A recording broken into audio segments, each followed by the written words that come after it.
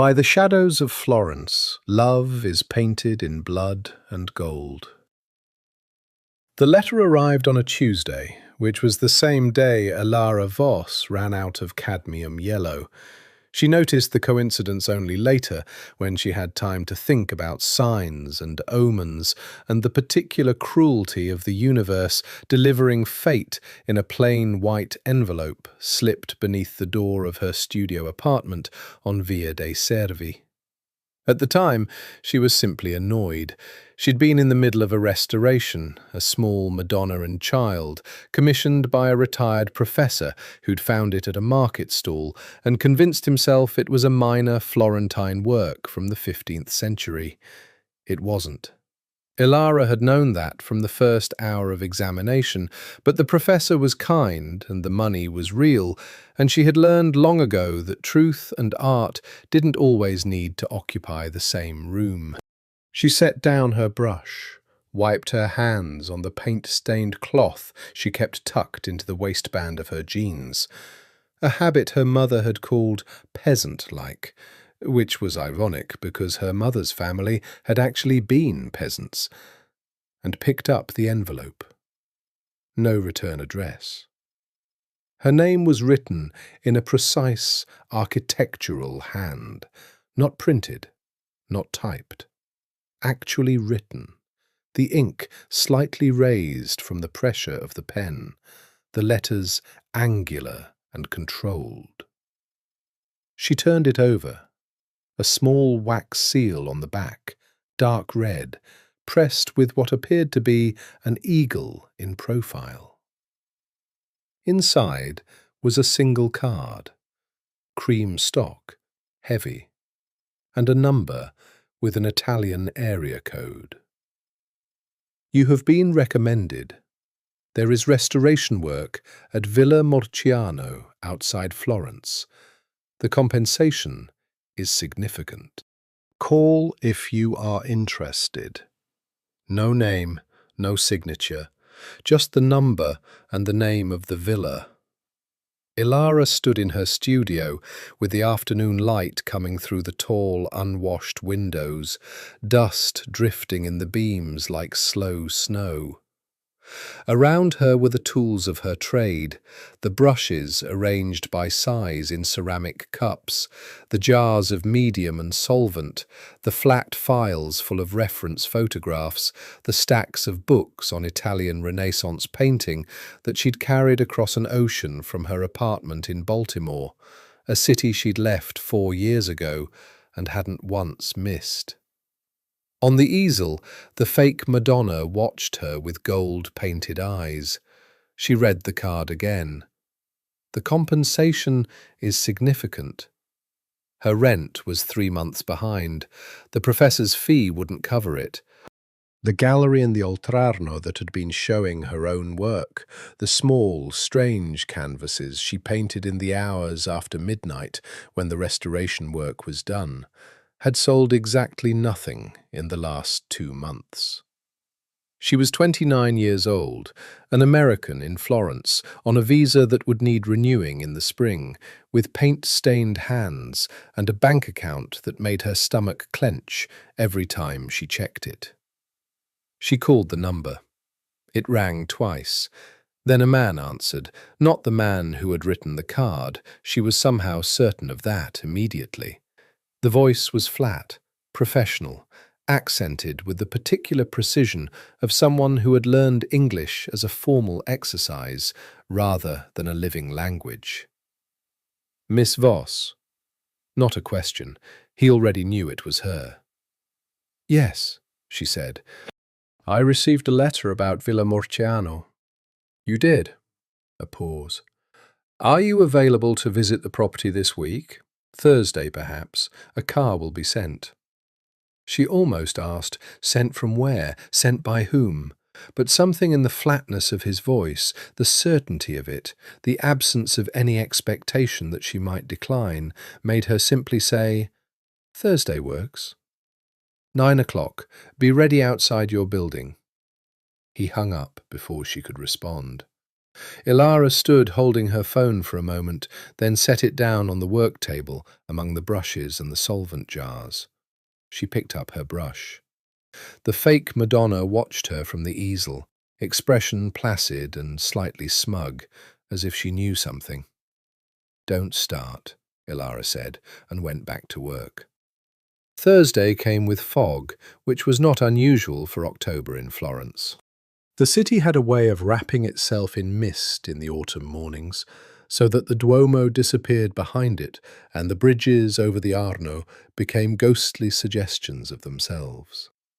Elara liked this. She had come to love Florence in all its weathers, but she loved it most when it was grey and secret, when the tourists thinned out and the city belonged again to itself. She was outside at 8:55, in her good coat, charcoal wool, slightly worn at the elbows, with her professional bag over her shoulder, the portable kit she brought to initial consultations, the UV flashlight and the magnifying loupe and the small reference folder. She looked, she hoped, like someone competent, someone who did not have 3 months of unpaid rent. The car arrived at 9 exactly. Not a taxi, a black Mercedes, long and quiet, with windows tinted dark enough that she couldn't see the driver until he stepped out. A compact, neutral-faced man in his 40s who said only, "Miss Voss," and opened the rear door. She got in. The interior smelled of leather and something else, something very faint, like expensive tobacco and cold air. The seats were the colour of bone. There was no sound when the door closed, the kind of engineered silence that costs money.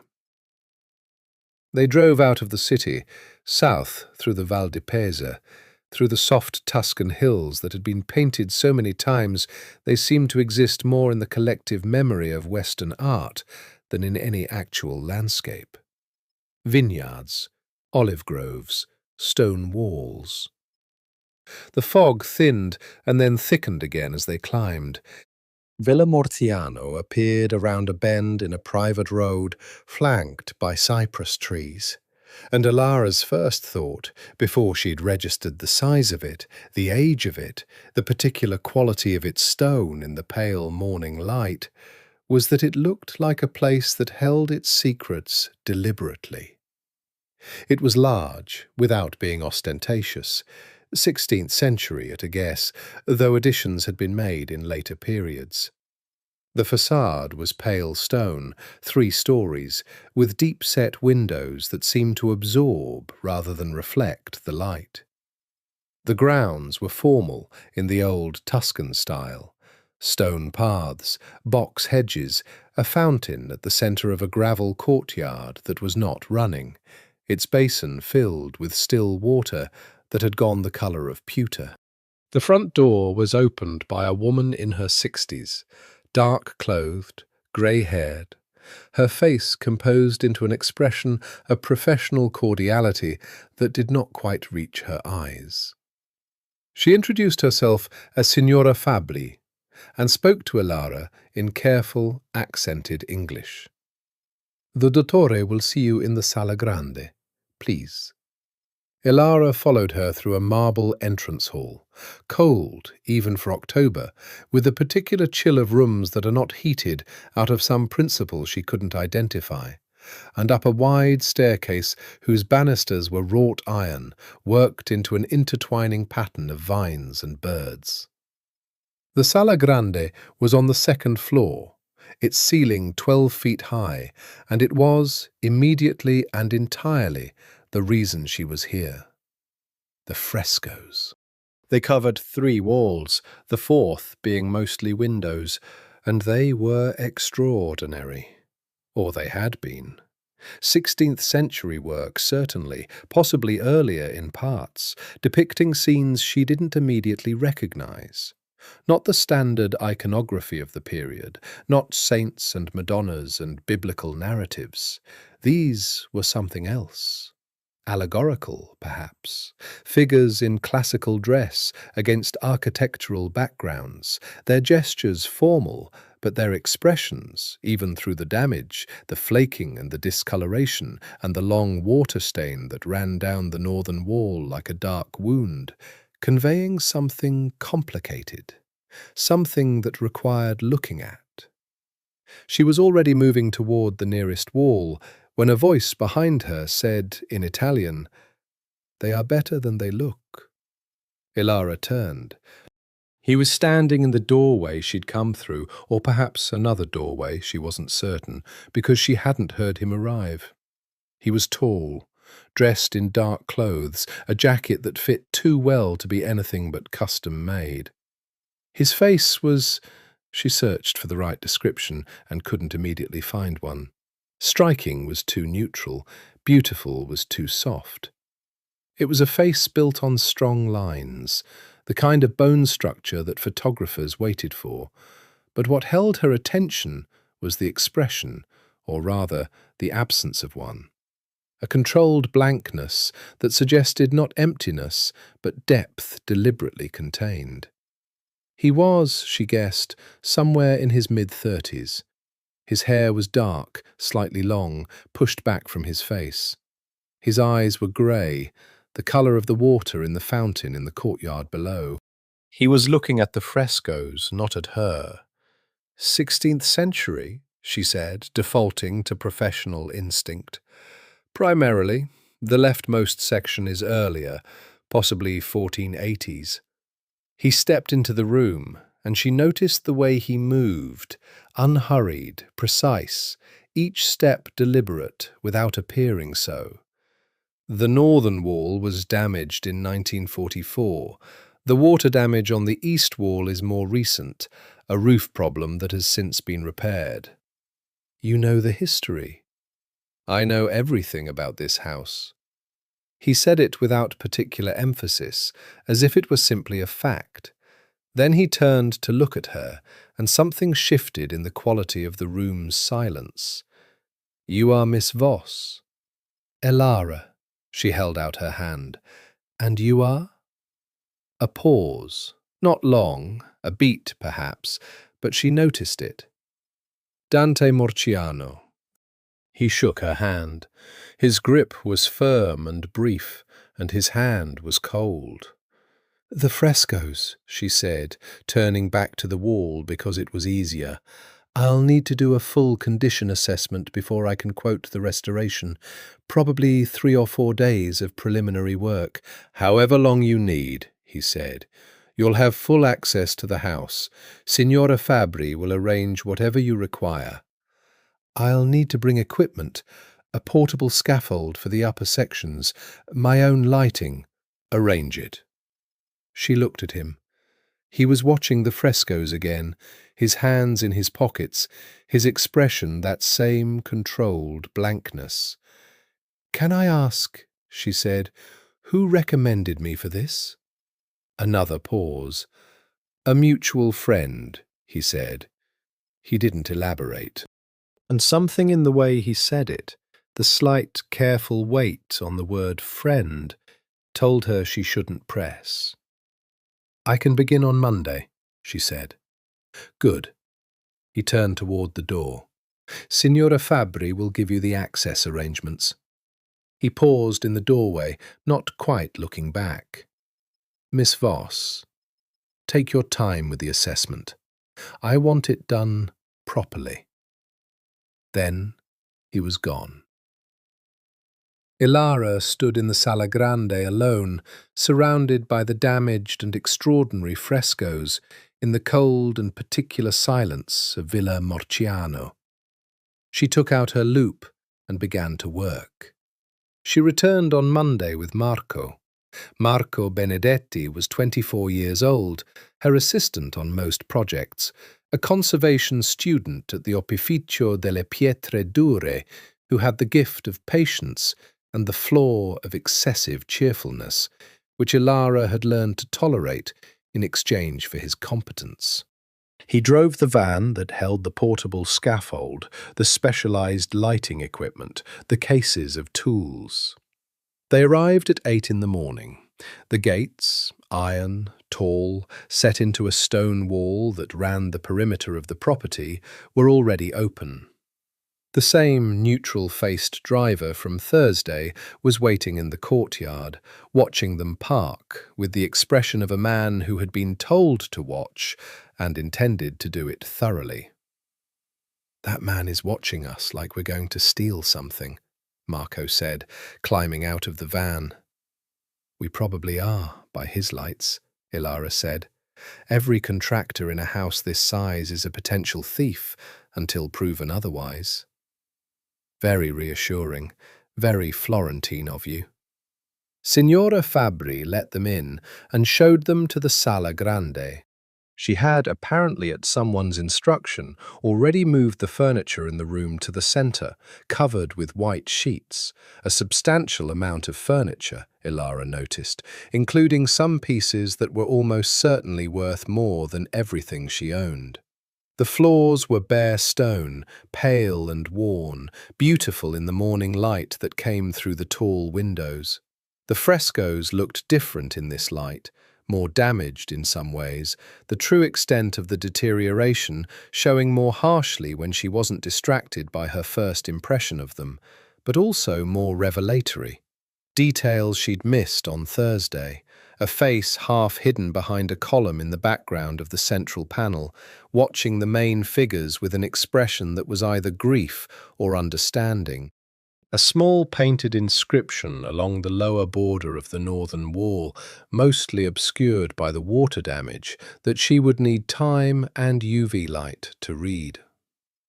She began with the full photographic survey, systematic, methodical, each panel documented under normal light, raking light, ultraviolet. Marco worked efficiently beside her, repositioning lights and adjusting equipment with the quiet competence she'd come to rely on. They spoke little. This was the contemplative part of the work, the listening part, and Elara moved through it with the particular concentration she gave to nothing else in her life.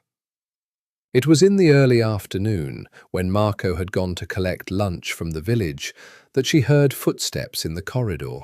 She was on the scaffold at the time, a middle section, examining a particularly interesting area where the original intonacle had been repaired in what looked like the 17th century, a patch job that had preserved the earlier painting beneath it. She had her magnifying loupe in one hand and her UV flashlight in the other, and her whole attention was on the slight variation in surface texture that indicated the edge of the repair. The footsteps stopped. She looked down. Dante Morciano was standing in the middle of the room, hands in his pockets, looking up at her.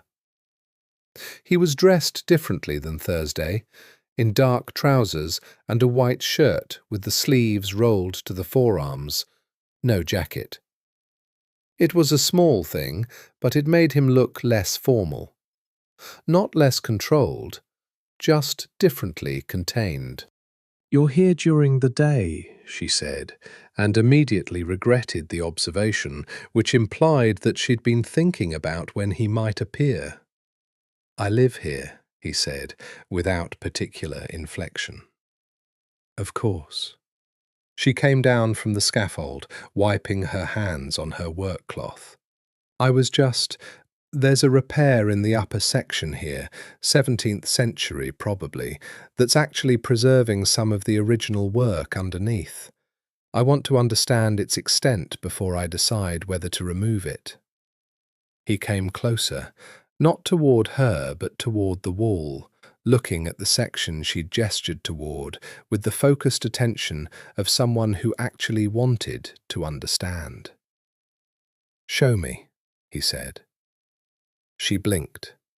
Most clients did not ask to be shown. Most clients wanted progress reports and cost estimates and timeline projections. They wanted the work done. They didn't particularly want to understand how. "It's easier if you're up here," she said, meaning the scaffold. He looked at it, a lightweight aluminium structure, not particularly elegant, and then at her, and something that might have been very slight amusement crossed his face before disappearing. He climbed the scaffold with the same ease he moved through everything, unhurried, precise, and came to stand beside her on the platform. They were close, the platform was not large, and she was sharply aware of the warmth of him, the slight height difference, the way his attention, when he turned it toward the wall, had the same quality as a lens brought into focus.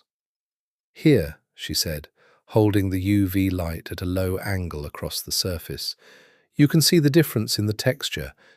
The newer intonaco, that's the plaster layer, has a slightly different response to the UV. This patch was probably applied when there was damage from an earlier water incident, or possibly just age-related loss in the original surface.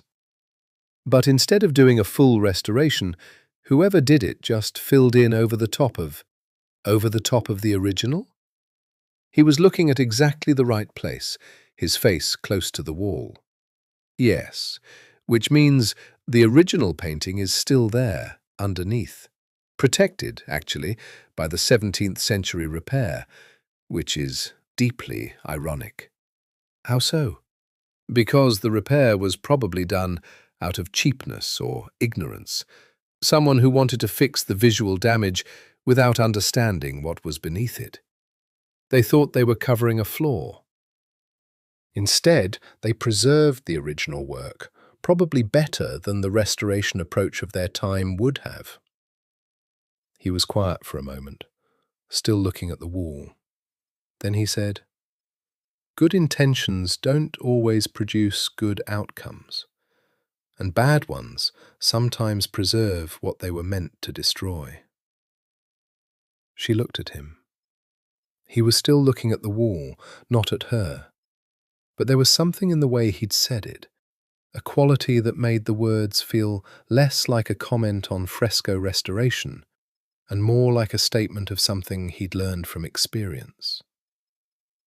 "That's one way to think about it," she said. He stepped back from the wall. "What's the inscription on the northern section? You have it photographed?" She looked at him again. He'd seen her documentation then. "Part of it. I haven't been able to read it yet. The water damage is extensive, and I need to do more UV mapping before I can reconstruct the text." "It quotes Dante," he said. "The Inferno." A pause. "My family named the house for the poem, or the poem named them. I was never entirely certain which story was true." He turned to look at her then, directly, the grey eyes level. "How long for the full condition assessment?"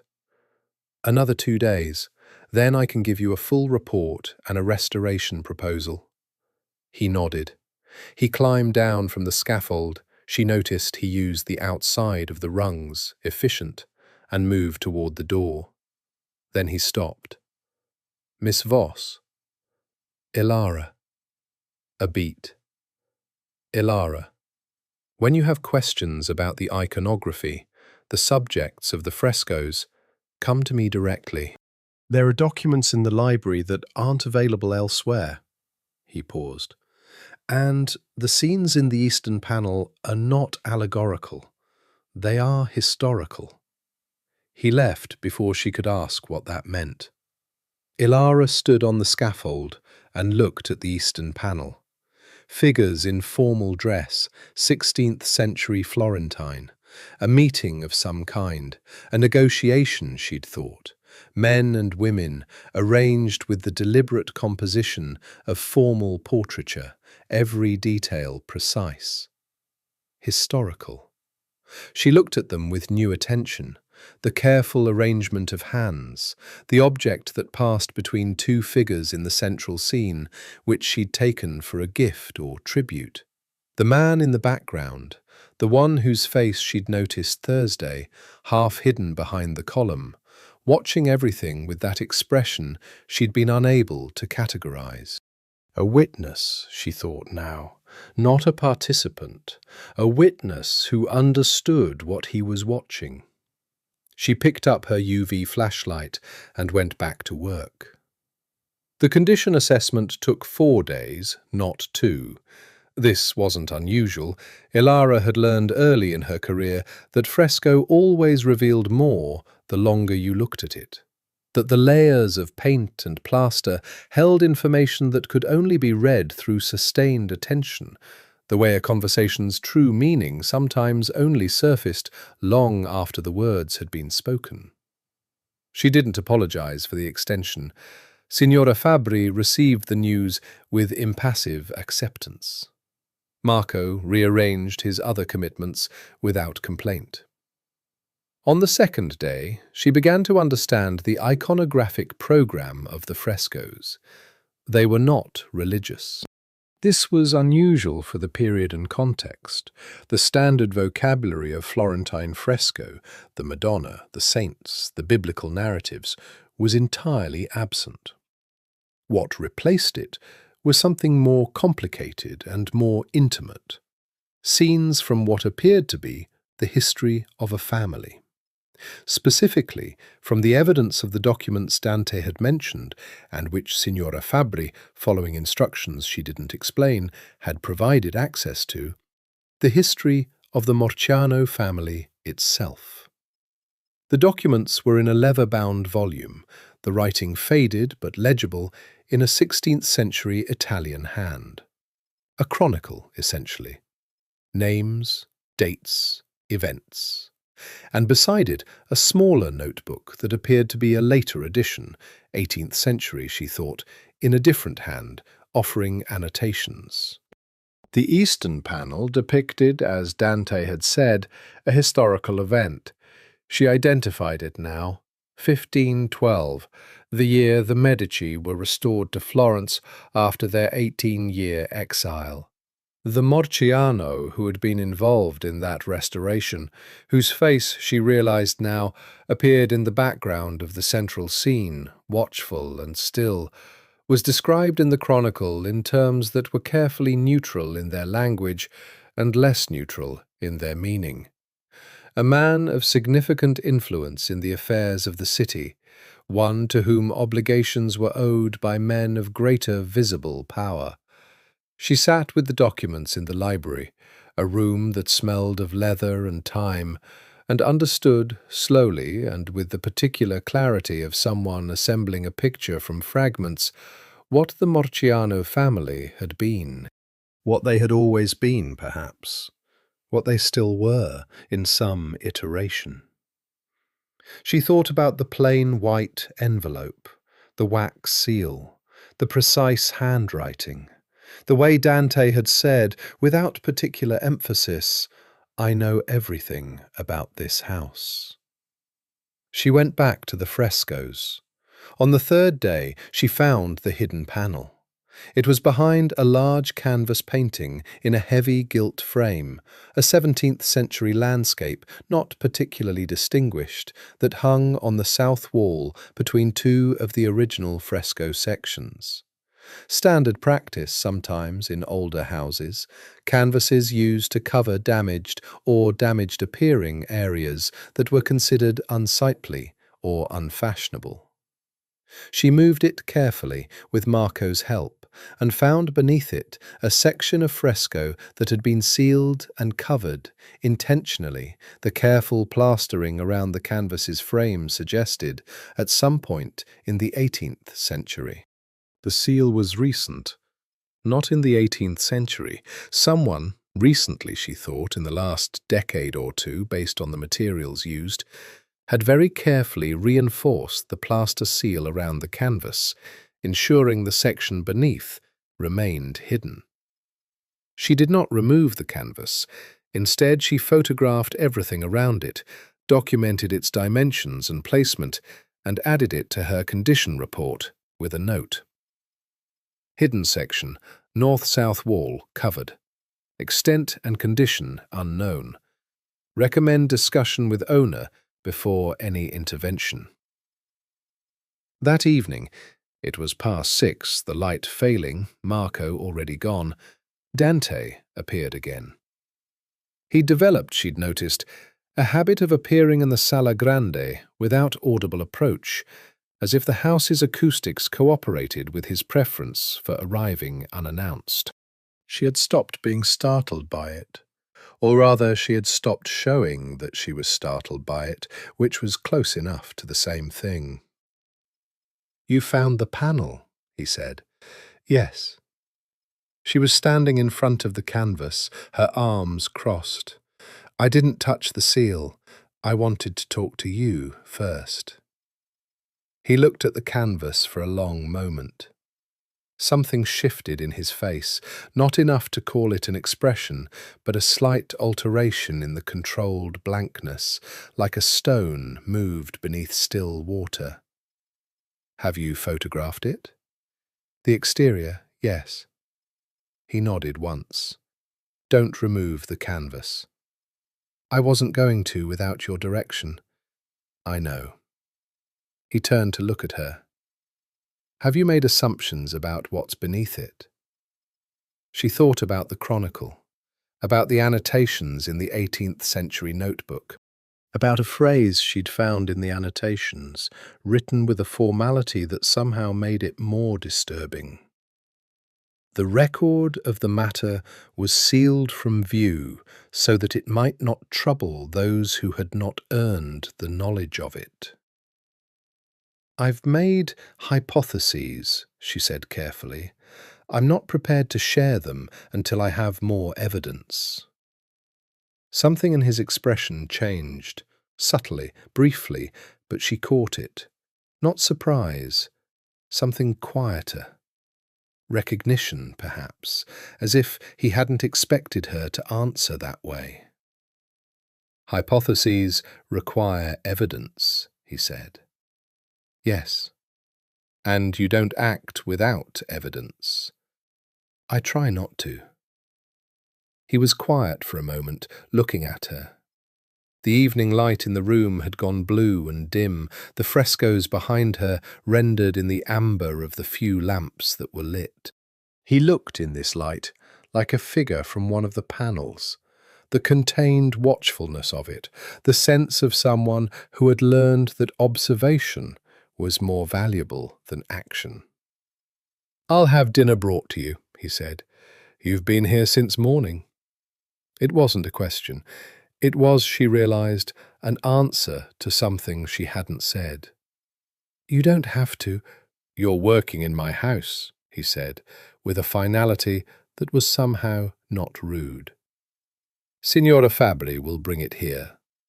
He left, and at 7 o'clock Signora Fabri appeared with a tray, bread, prosciutto, a small wedge of aged pecorino, olives, and a glass of red wine that Elara tasted and recognized, even with her limited knowledge of Tuscan wines, as something very serious and very good.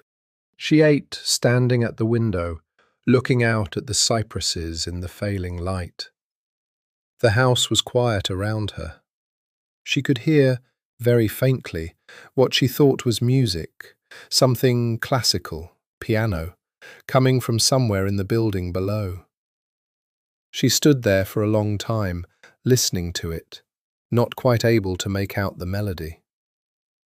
She began to understand his schedule by accident. It was the second week of work, and she'd stayed late, very late, past midnight, because she'd been in the middle of a delicate consolidation treatment on a section of flaking paint and didn't want to stop mid-process. The villa was completely still. Even Signora Fabri, who seemed to maintain a supernatural awareness of activity in the house, had retired hours ago. Elara had borrowed the key from the Signora, or rather, the Signora had pressed it into her hand at some point in the first week without being asked, with the look of someone following instructions she'd been given in advance, and let herself into the villa with a kind of careful reverence for the quiet of it. She was on the scaffold, working by the light of her specialized lamps, daylight balanced, carefully positioned to replicate the conditions under which she'd been working, when she heard, below, the sound of the front door. Not a creak or a clatter, just the precise, controlled sound of a lock being turned and a door being opened and then carefully, deliberately closed. Footsteps on the marble entrance hall, the staircase, a pause in the corridor outside the Sala Grande, then the door opened.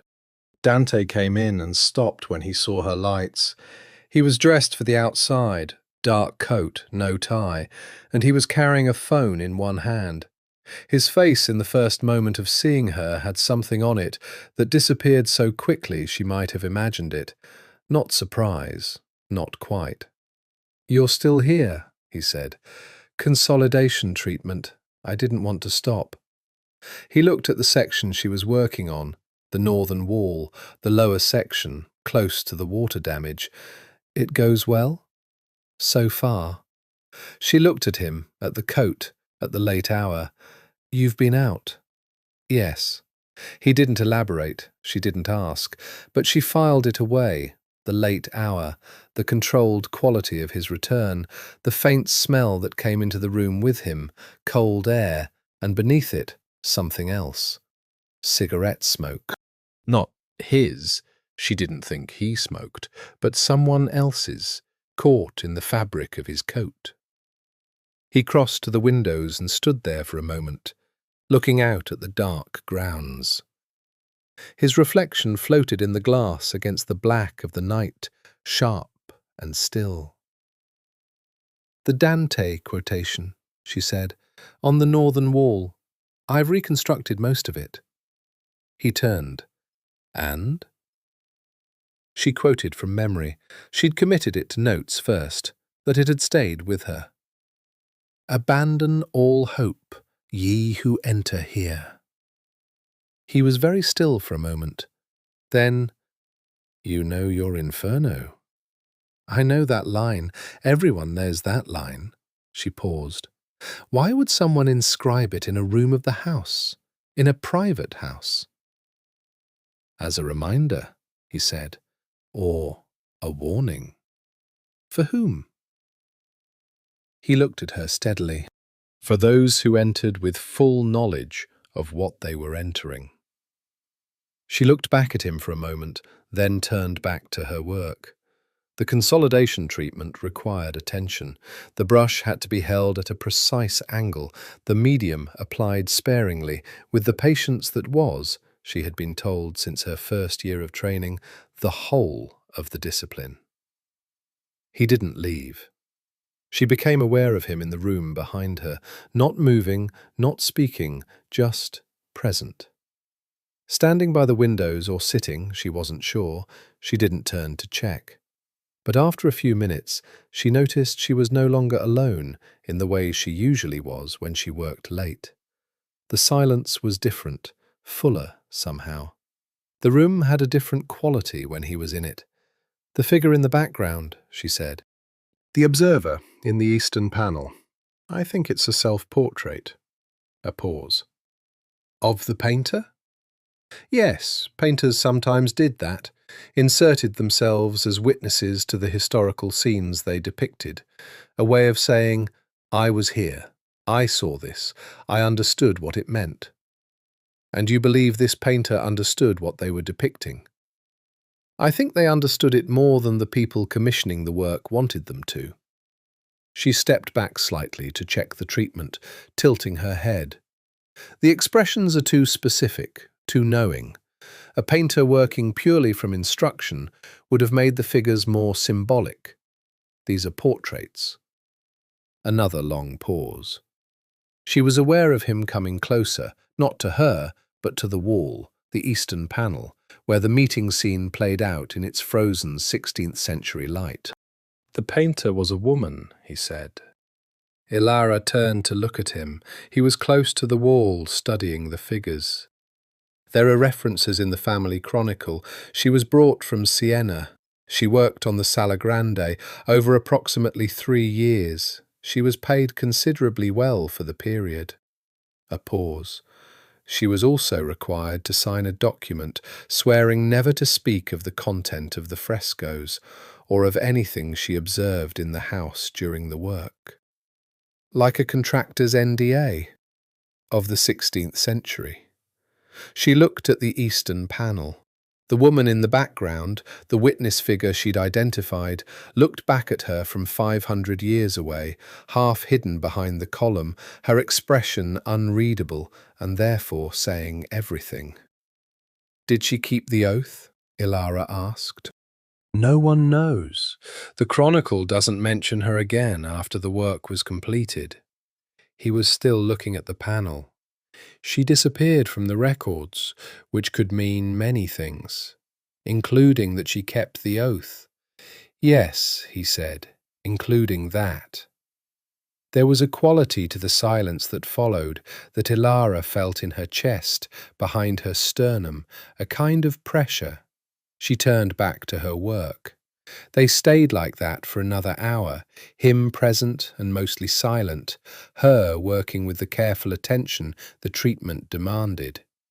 He asked 2 more questions about the fresco technique, intelligent questions, specific, suggesting he'd thought about it or read about it before asking. She answered them directly, without the simplifications she sometimes used with clients who weren't interested in the technical reality of what she did. At 1:30, she said she was done for the night and began to pack up. "I'll have the car take you back," he said. "I can call a taxi. The car." She looked at him. He was watching her pack her tools with an expression she was beginning to learn. The controlled attention, the quality of observation that didn't feel invasive but felt thorough. "All right," she said.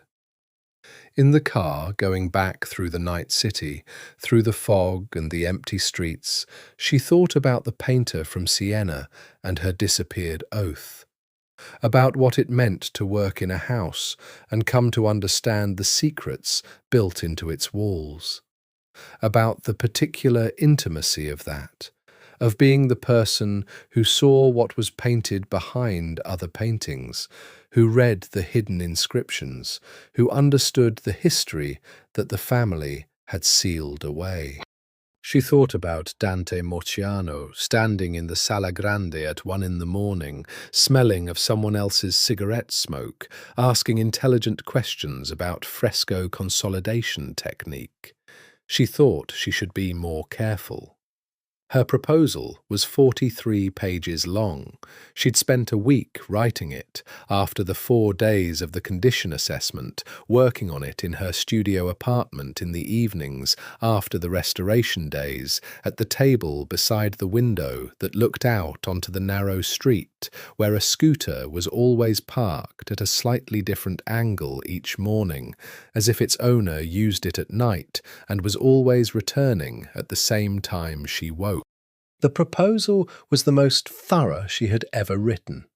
A full technical analysis of the fresco's condition, a detailed photographic record, a proposed methodology for each section, a timeline, a materials list, and a cost breakdown that she had revised 4 times before arriving at a figure that was real, that reflected the actual scope of the work, rather than a figure designed to win the commission. She brought it to Dante on a Tuesday afternoon. They sat in the library, not the Sala Grande. He had asked for the meeting here, which she found interesting, as if he wanted to discuss the work in the room that contained the documents that explained it. The library was warmer than the rest of the house, lined floor to ceiling with books in several languages, a fire burning in the stone fireplace despite the afternoon hour, 2 leather chairs arranged at angles to a low table. He read the proposal completely, not skimming, actually reading. She could tell from the pace of the page turns, the occasional stillness as he went back to reread something. She sat across from him, with her hands folded in her lap, and said nothing, because she discovered in other meetings that clients needed silence to absorb the weight of what she was telling them, and because this particular client, she already understood, did not appreciate interruption. When he finished, he set it on the table and looked at her. "The hidden panel," he said. "You've recommended leaving it sealed?" "For now, until we've completed the documented sections and you've had time to decide whether you want it opened." She paused. "I think it contains something significant. But significant can mean many things. It might be a damaged section that was sealed to prevent the loss from spreading. It might be a section depicting something that, as the 18th century annotation suggests, the family wanted sealed from view. And you have a preference? Professionally, I want to open it. Every sealed fresco section is an unrealized piece of the whole. Artistically, historically, it matters." She looked at him. "Personally, I think you already know what's there, and you'll tell me when you decide I should know." The silence had a different quality than the ones she was getting used to, something alert in it. "What makes you think I know?" he said. "You know everything about this house. You said so on the first day." He was quiet for a moment. Then, "The timeline. 3 years. The full restoration?" "Yes, approximately. Possibly less if the hidden panel is left sealed, but 3 years is fine." He said it simply, without the flinching or the negotiation she expected. Most clients wanted to discuss the timeline, compress it, find ways to spend less and wait less. He simply accepted it. "When can you begin the actual restoration work?" "I need 2 weeks to source the materials. Some of the pigments have to come from specific suppliers. For historical accuracy, I work with traditional formulas wherever possible, and I need to arrange my other commitments." He nodded. "Signora Fabri will prepare a room for you in the house." She blinked. You don't need to do that. I can drive from Florence each day." "That's an hour and 15 minutes each way. In winter, longer." He looked at her with the level grey eyes. "I'm asking you to give 3 years to this work.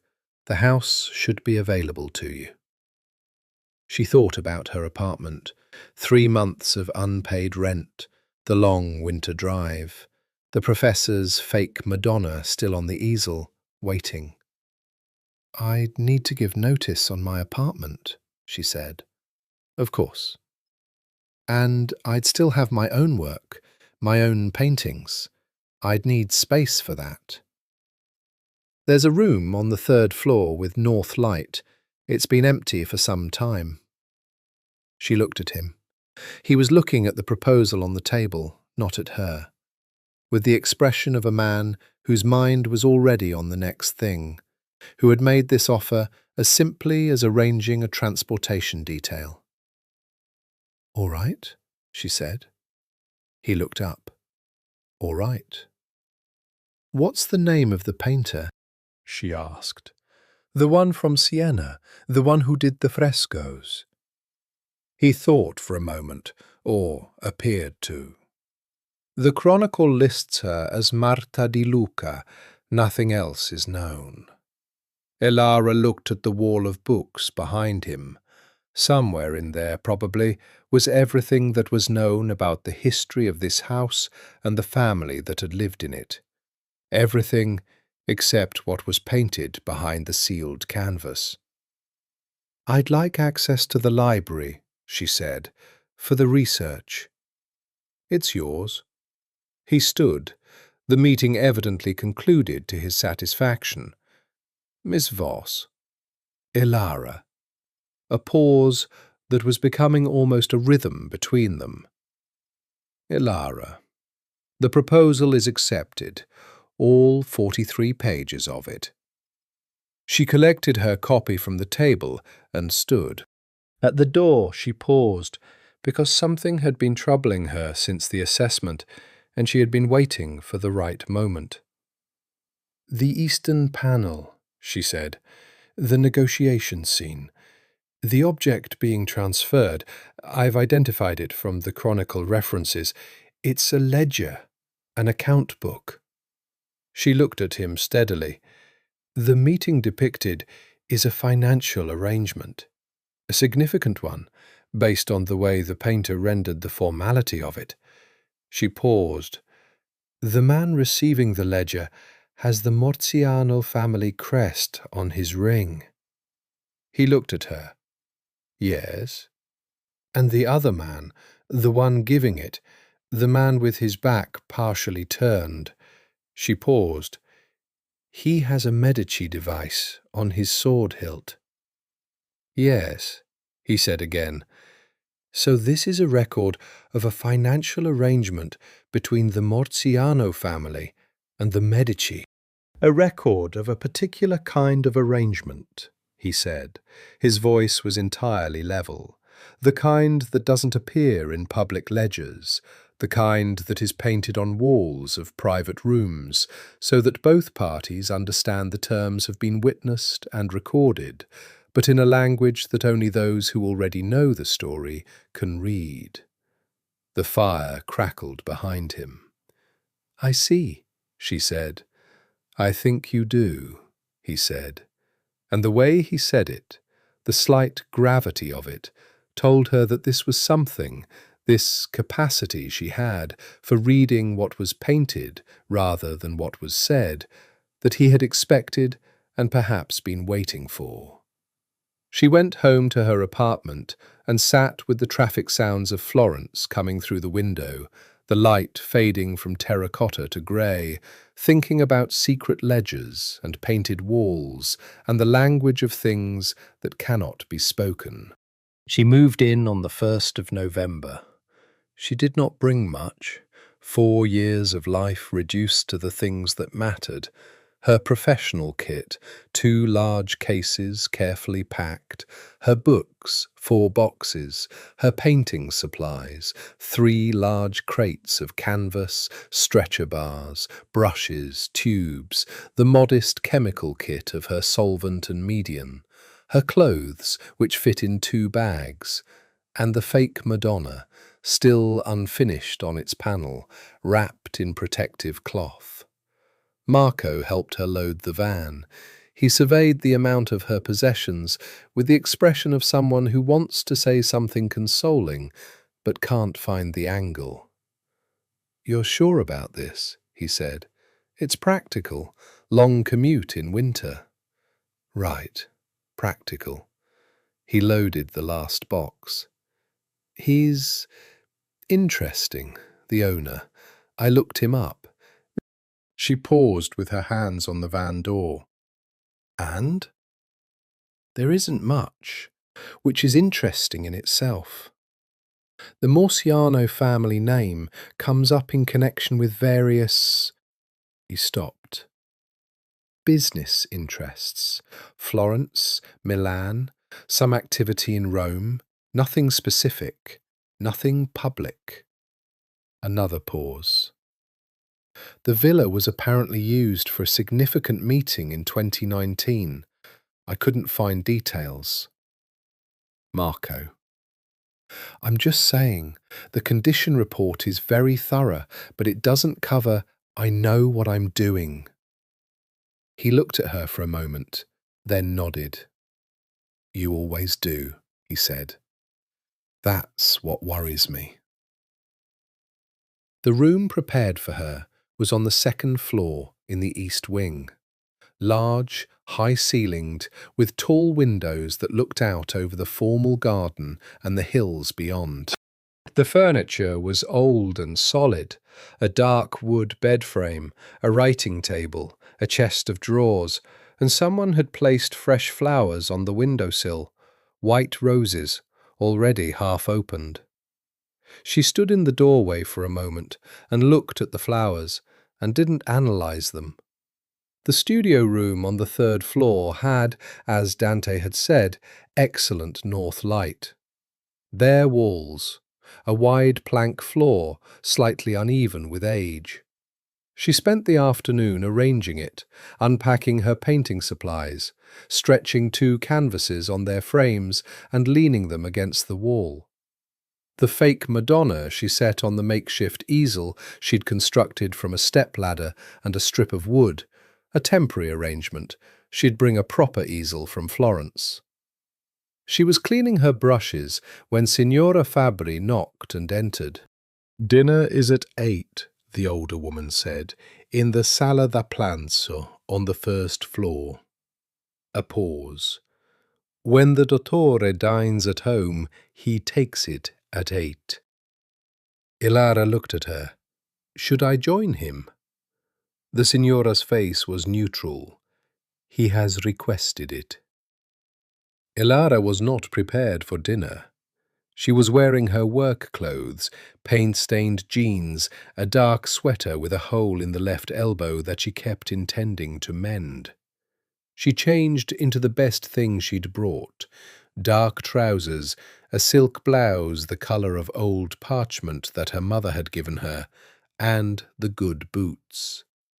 She looked at herself in the mirror over the chest of drawers and thought she looked like a woman who had dressed up more than she intended to. She went to dinner anyway. The Sala da Pranzo was on the 1st floor, a room she hadn't been in before. Smaller than the Sala Grande, but still formal, with a table that could have seated 12 and was currently set for 2 at one end, the candles lit, the wine already opened. Dante was already there when she came in, standing, not seated, looking at a painting on the wall, a small landscape in the Flemish style, nothing remarkable. He looked at her when she entered. The look lasted a moment longer than necessary, and then he turned to the table. "I hope the room is comfortable," he said. "Very." She took the chair indicated, to his right, close enough to speak easily, far enough that the length of table stretched behind them into the candle-lit dark. "The north light in the studio is excellent." "I thought it might be. The room was used for a similar purpose once before." He unfolded his napkin. "In the 19th century. A painter who stayed for some months. Another restoration, an original work, a portrait of my great-great-grandmother." He gestured toward the wall opposite the fireplace, and she realized there was a painting there she'd barely registered when she came in. She looked at it now. The woman in the portrait was perhaps 30.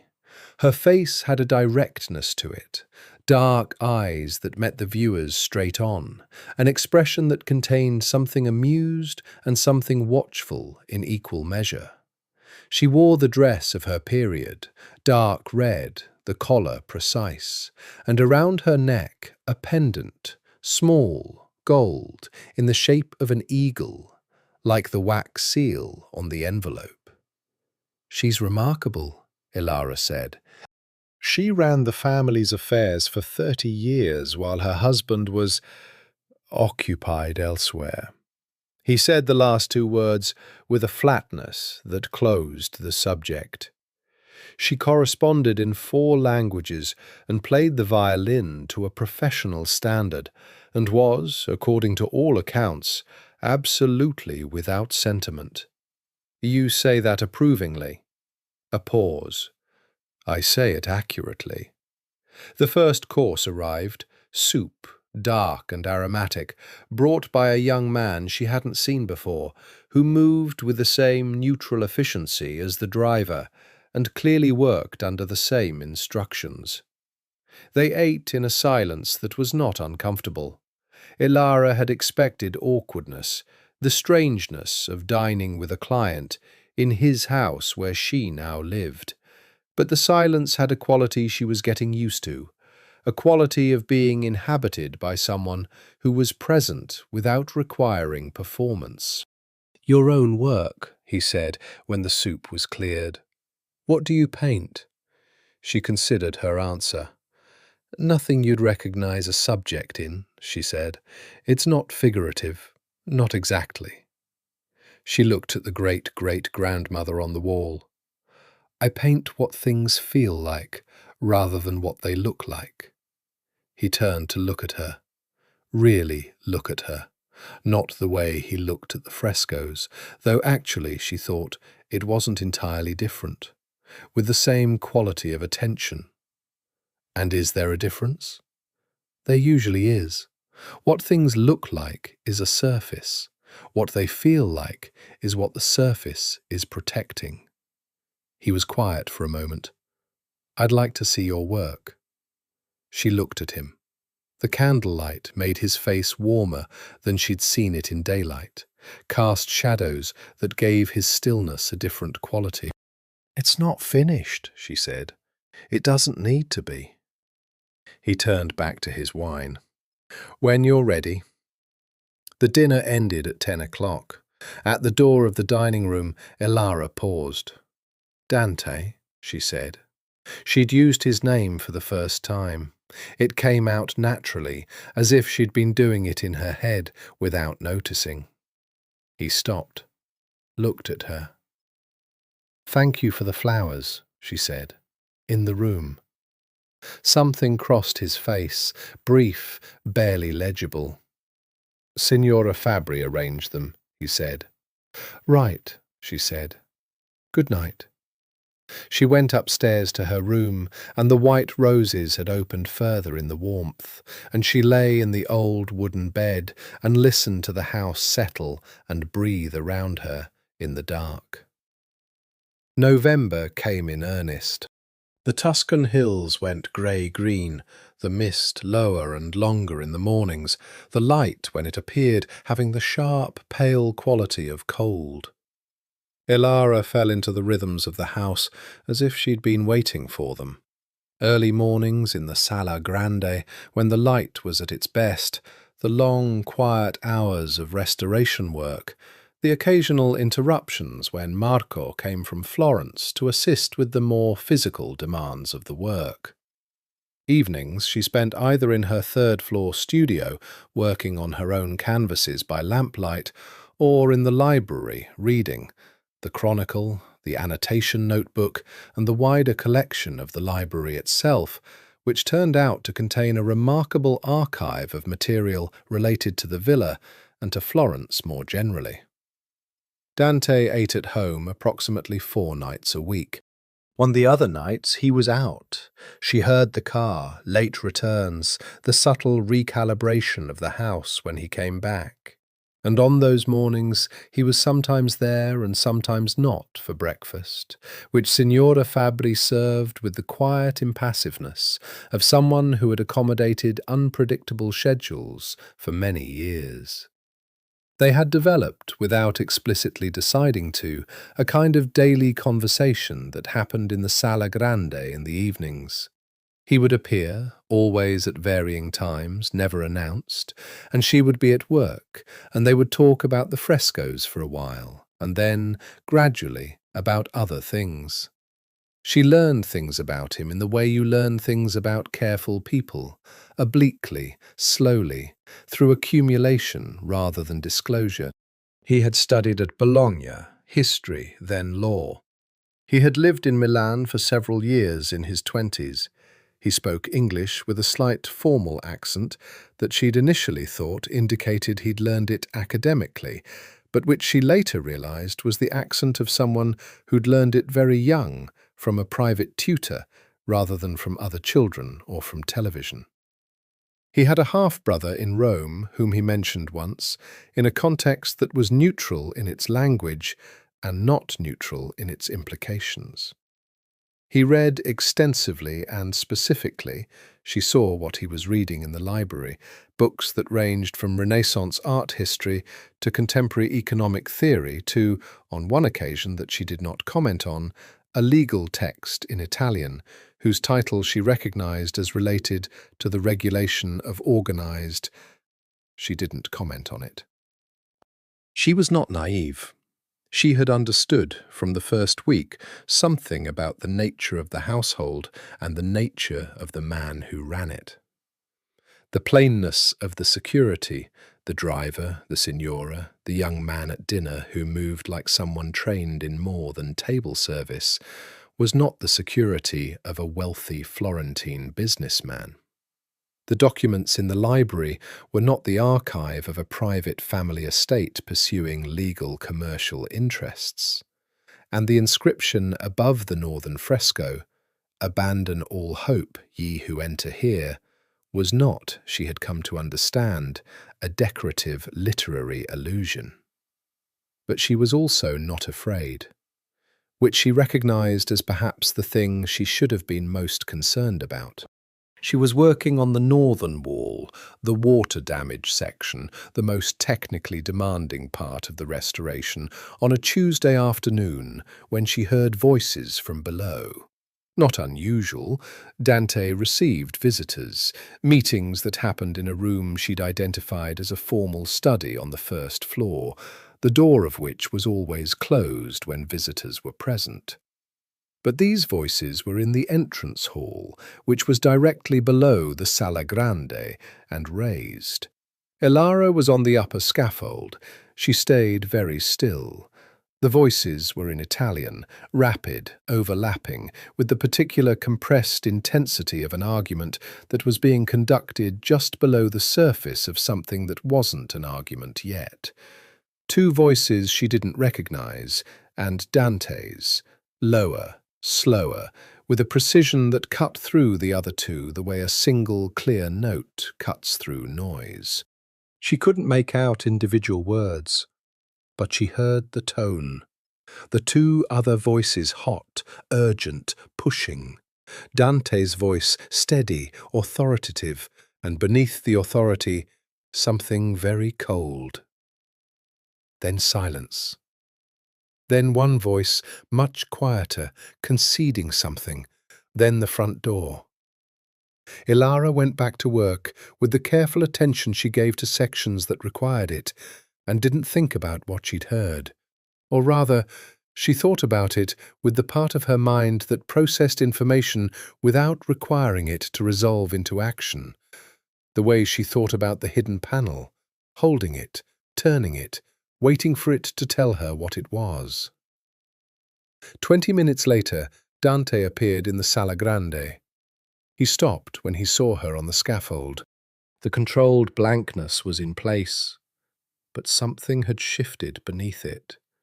A slight compression in the line of his jaw, a quality of energy contained. She came down, not because she felt she should, not because of anything in the scene below, but because she'd been about to take a break anyway, and she was not going to pretend otherwise. "Long day?" she said, which was nothing like what she would have said a month ago.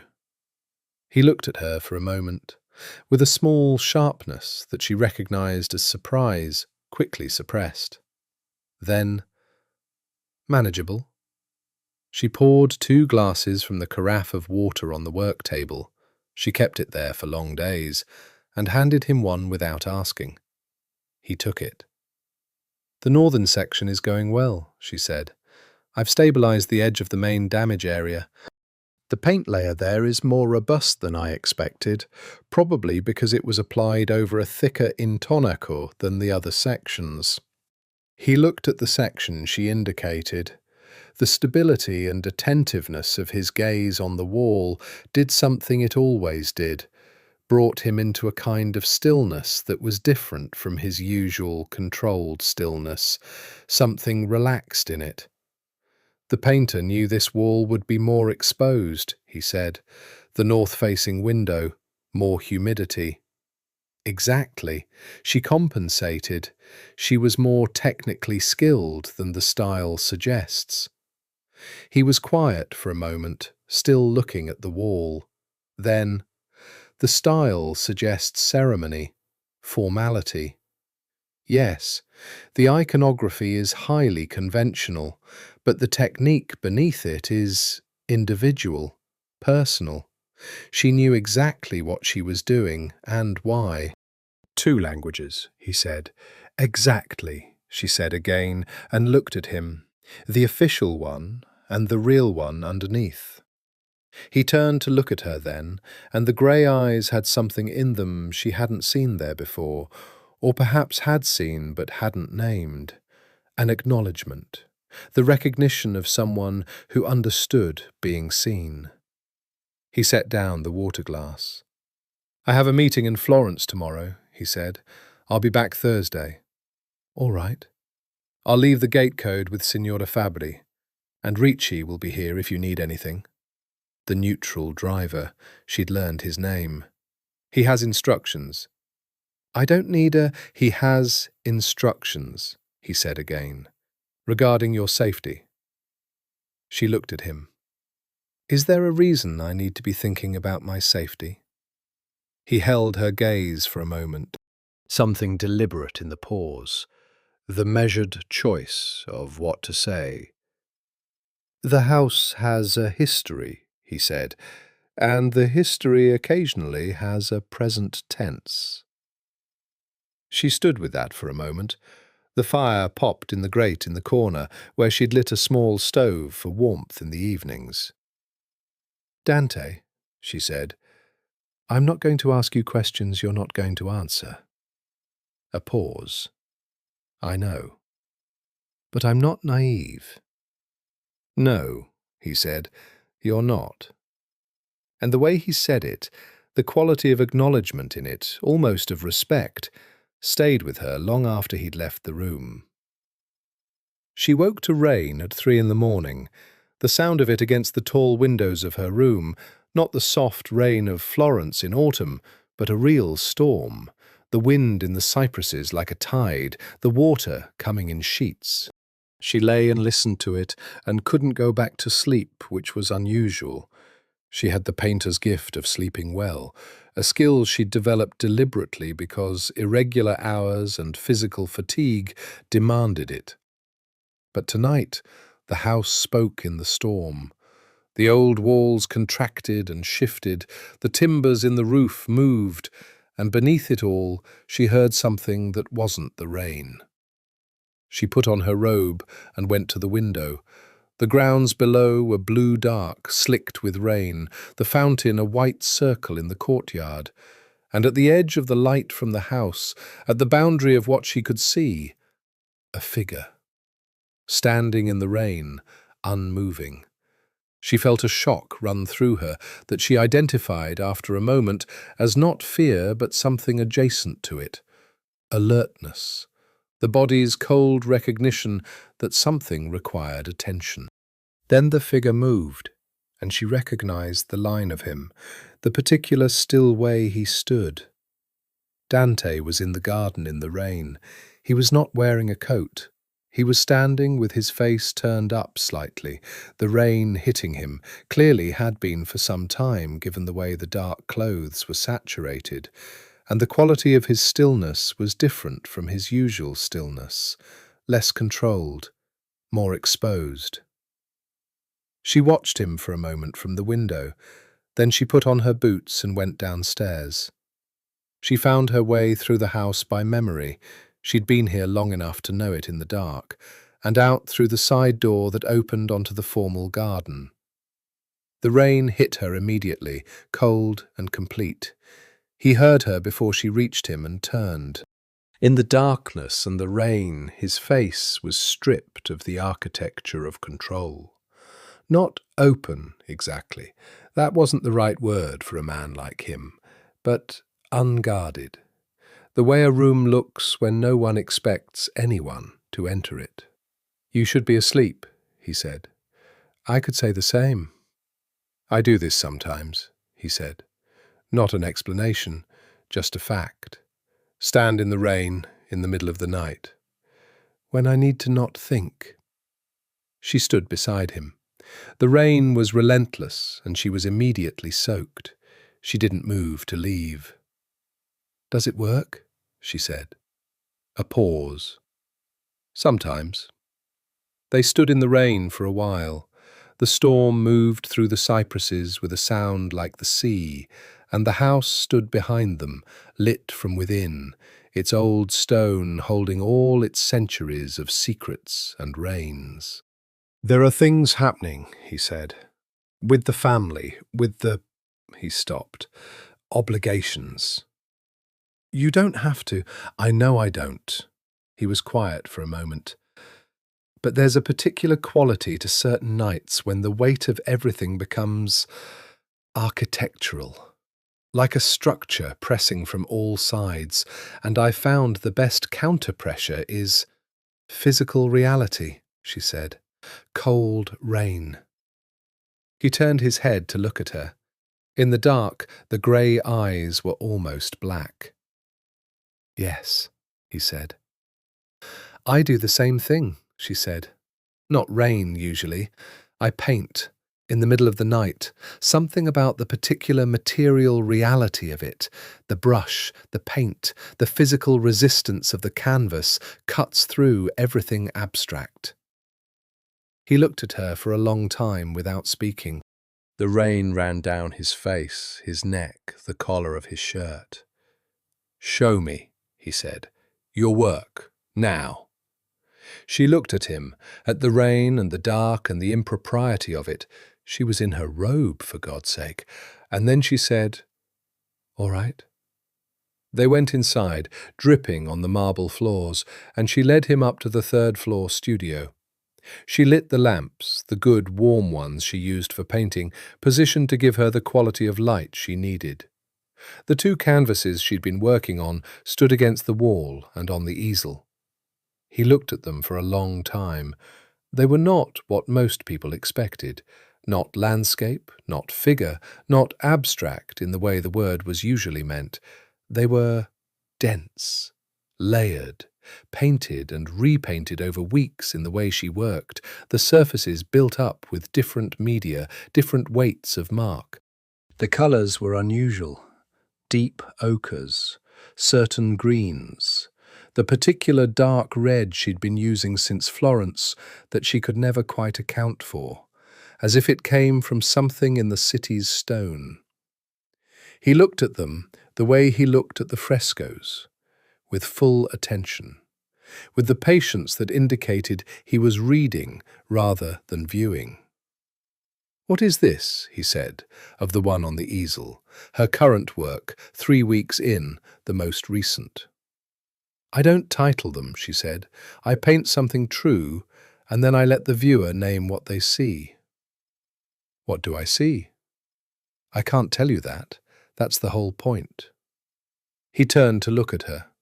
He was still slightly damp, they both were, and standing in her studio, in the warm lamplight, with the rain still audible on the windows, looking at her paintings with an expression that wasn't the controlled blankness and wasn't the guarded consideration. Something more stripped than either. "I see a door," he said, "and someone who knows there's a room behind it, but who hasn't decided yet whether to go in." She looked at the canvas. She hadn't told him that. She hadn't told anyone that. She'd been painting it for 3 weeks and hadn't consciously articulated to herself what it was about, the way she usually didn't. She let the image arrive rather than construct it. And now he had said in one sentence what she'd been circling around in hundreds of brushstrokes. "Yes," she said quietly. He turned back to the canvas. "Will you?" "Will I what?" "Go in." A silence. The rain moved on the roof above them. "I'm working on it," she said. He stood looking at the painting for another moment, then turned toward the door. He stopped in the doorway. Elara. Her name in his mouth had a quality she'd been aware of for some time, a slight, careful weight that suggested he used it deliberately, considered its use each time. "Go to sleep. You'll work better tomorrow." She listened to him go down the stairs, the solid sound of each step, the measured pace.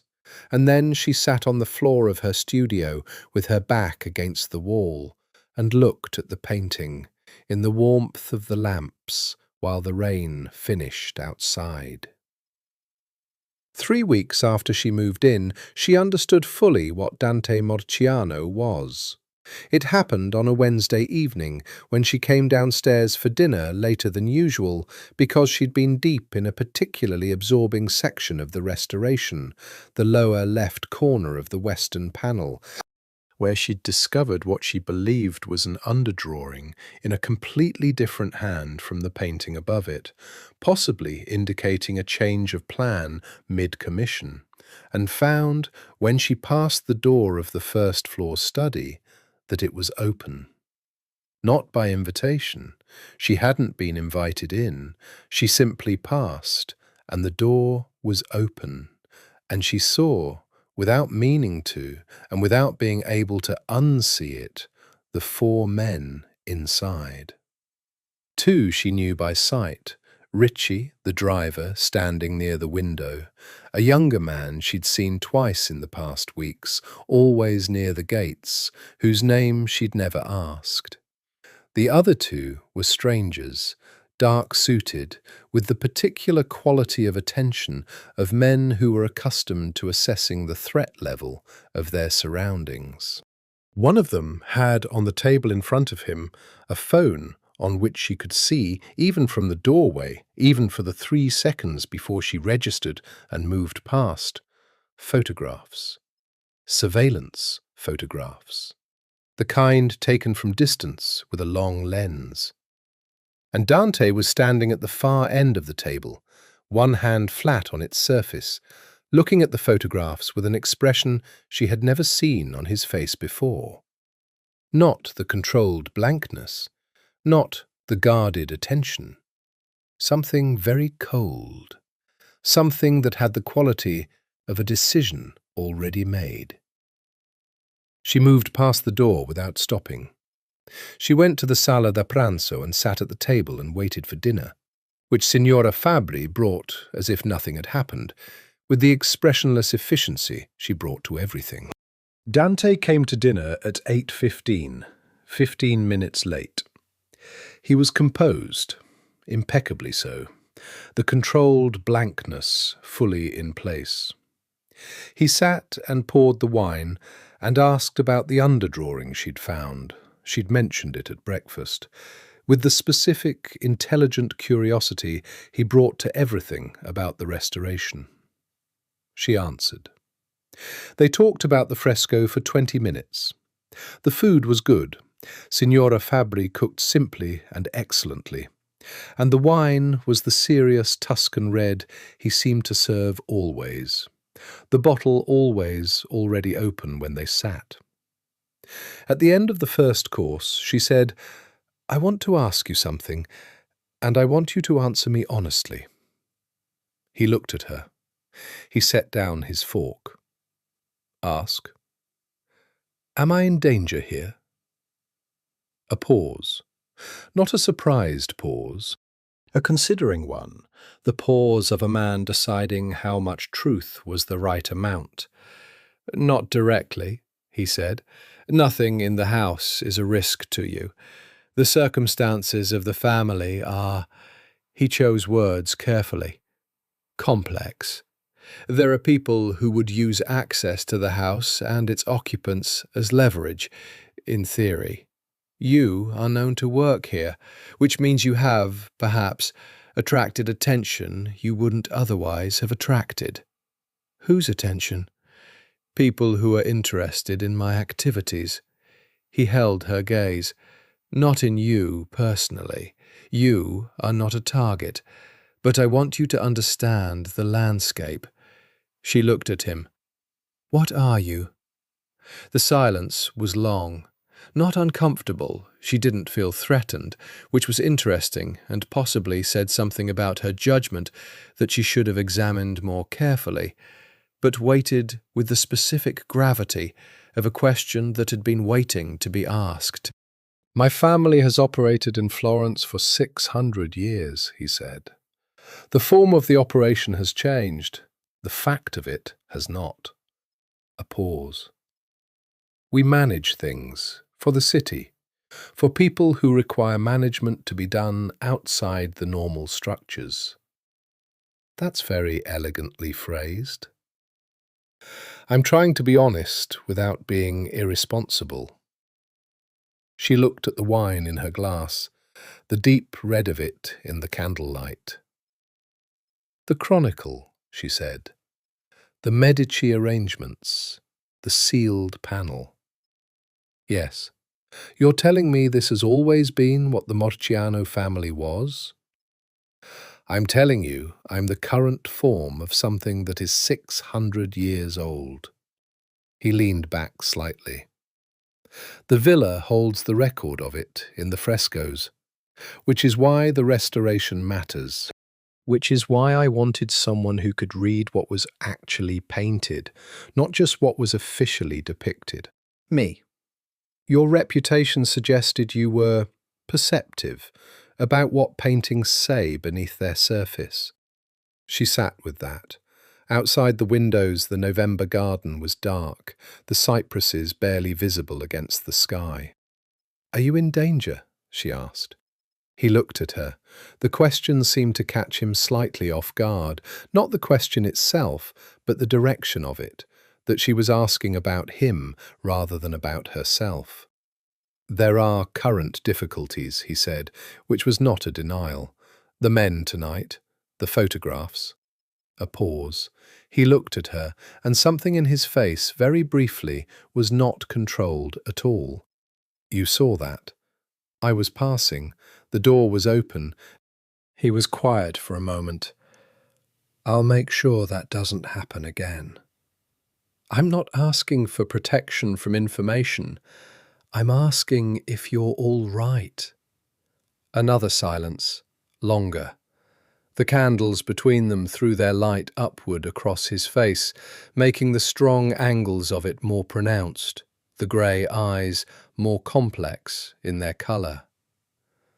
I have been in more difficult positions than the current one, he said. I will manage it. I believe you, she said, and she did. They finished dinner. At the door she paused. She was doing this more often, pausing at doors, finding reasons to prolong the edge of his company. Dante. He had already said good night and was turning to go. The figure in the frescoes.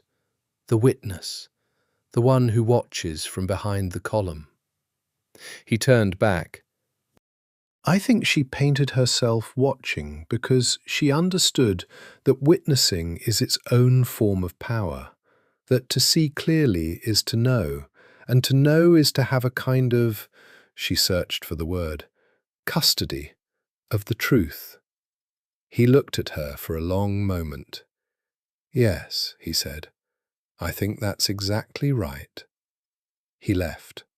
Elara went upstairs and lay in her room in the dark and thought about custody, about the particular responsibility of seeing truly, about what it meant to be the person who read the language beneath the language, and about the way he had said, I have been in more difficult positions than the current one, with the matter-of-fact composure of someone for whom danger was not an abstraction.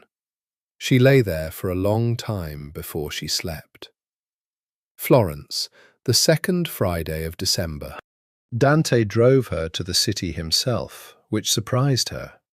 She had been invited, through a gallery contact she'd maintained since arriving in Italy, to an opening at a gallery in the Oltrarno, a mixed show that included 3 of her own small works that the gallery had sold from a previous exhibition.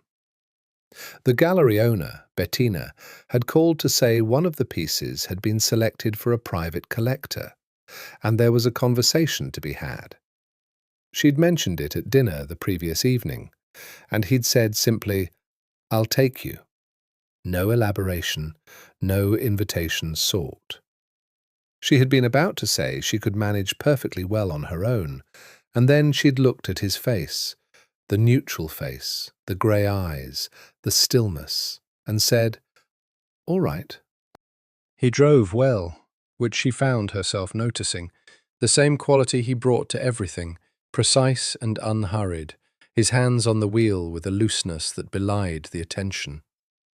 They drove mostly in silence, the kind she was entirely comfortable with now.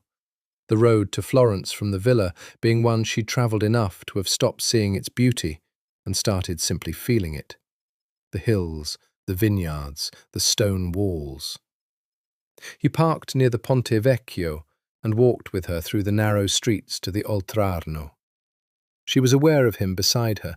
The way he moved through the city was like his movement through the house, deliberate, aware of the space around him in a way most people weren't.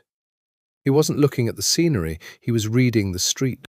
The gallery was warm, crowded with a particular mix of Florentine art world people, Italian academics, expat collectors, artists in various degrees of commercial success, and Bettina greeted Elara at the door with the exaggerated warmth of someone who'd sold your work and wanted you to be pleased about it. Elara introduced Dante as a friend because she didn't know what else to say, and watched Bettina's eyes register him, the suit, the face, the particular quality of his attention, and recalibrate visibly. Her 3 pieces were on the eastern wall. She hadn't seen them hung, and for a moment she stood and looked at them with the complicated feeling she always had, the recognition of something she'd made, but which now had its own existence, separate from her, out in the world. They were small, 30 by 40 centimetres each, and they were from the period before Florence, before the restoration work, before the Morciano commission. Different in quality from what she was making now, she could see that immediately. They were good, but they were careful, controlled in a way that the current work wasn't. "These are earlier," Dante said beside her. She looked at him. "How do you know?" "They don't look like the ones in your studio." She turned back to the paintings.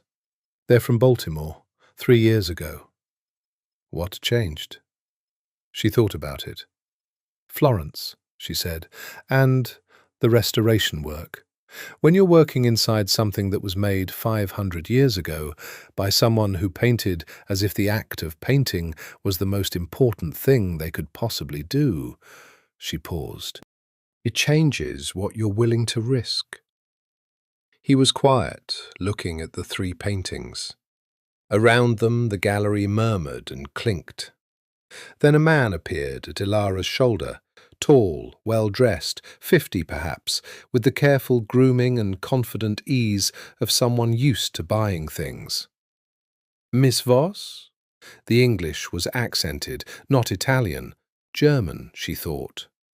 "I'm the collector who purchased your piece, Thomas Greiss." He held out a hand. She shook it. "I'm glad you liked it." "Liked it?" He laughed, a sound she didn't entirely trust. "I'd say more than liked. There's something in your work, a quality of—" He searched for the word. "Interiority, as if the painting is aware of being looked at." He glanced at the 3 pieces. "I'd like to commission something new, if you're open to it, specifically for my house in Hamburg." She was about to respond when she became aware of Dante, who was standing slightly behind her left shoulder, quite still. She glanced at him. He was looking at Thomas Greiss with the neutral face. But there was something in the quality of the neutral face, a particular density to it, that she recognized. He was not pleased. This was new information, or rather, it was information she'd suspected and now had confirmed. She filed it carefully. "I'm in the middle of a significant restoration commission," she said to Greiss, which was true and was also the response that was available to her. "My own work is limited right now, but I'd be happy to discuss what you had in mind." Greiss smiled and proposed dinner the following week, which Elara managed to defer to an as-yet unspecified point in the new year. He excused himself to look at other work. She turned to Dante. He was looking at the paintings again. "He's not wrong," Dante said, "about the interiority. No. Though his appreciation of it is somewhat commercial." She looked at the side of his face. "Is that why you were looking at him like that?" "I wasn't looking at him like anything." "You were." He turned to look at her. The grey eyes were close, and in the warm gallery light they were not grey at all, but a very pale, complex colour she didn't have a paint equivalent for. "He shouldn't commission you," he said. "That's interesting. On what grounds?" "He collects things," Dante said. "He doesn't understand them. He wants to own what he can't comprehend." A pause, and something in the pause that was not entirely about Thomas Gryce. "It would be unsatisfying for you." She held his gaze for a moment. "I'll keep that in mind." Bettina appeared and swept Elara away into a conversation with two academics she needed to at least briefly maintain, and when she looked for Dante 20 minutes later, he was standing near the bar at the back of the gallery, in conversation with a man she didn't recognize, compact, dark-suited, the exchange brief and very quiet. By the time she'd extracted herself from the academics, the man was gone, and Dante was alone, holding a glass of wine and looking at a painting across the room with the expression that revealed nothing. In the car back to the villa, she said, "Who was the man you spoke to?" He glanced at her. "A business associate." "In a gallery?" "Florence is a small city for certain kinds of business." He paused. "It was nothing to concern you." "I didn't say I was concerned." He looked at her briefly, a quick sideways glance that had something in it, acknowledgement, perhaps, of the distinction she was drawing. "You're right. I'm sorry." She sat for a moment. He had apologized, simply, without elaboration, and it sat unusually on him, the words slightly at odds with the usual architecture of his self-containment. She stored it alongside everything else. "The collector," she said. "Grace, is he moves money in ways that are adjacent to certain interests I find distasteful." A pause. "He is not dangerous to you, but I would prefer you not enter his orbit." "You'd prefer?" He was quiet for a moment, navigating a roundabout at the edge of the city. Then, "I would prefer," he said, with a slight deliberateness that acknowledged what he was saying. "Yes." She looked out at the night city, the Arno black and reflecting the lights of the bridges, the Duomo a pale presence against the sky. "Tell me about the sealed panel," she said. "I've been waiting long enough." He was quiet for a moment. Then, "Tomorrow," he said, "after dinner." She turned to look at him, his profile against the passing lights of the city, the jaw, the controlled line of his mouth, the grey of his eyes on the road. "Tomorrow," she said. He told her over brandy, in the library, on a Thursday evening, while rain moved against the windows.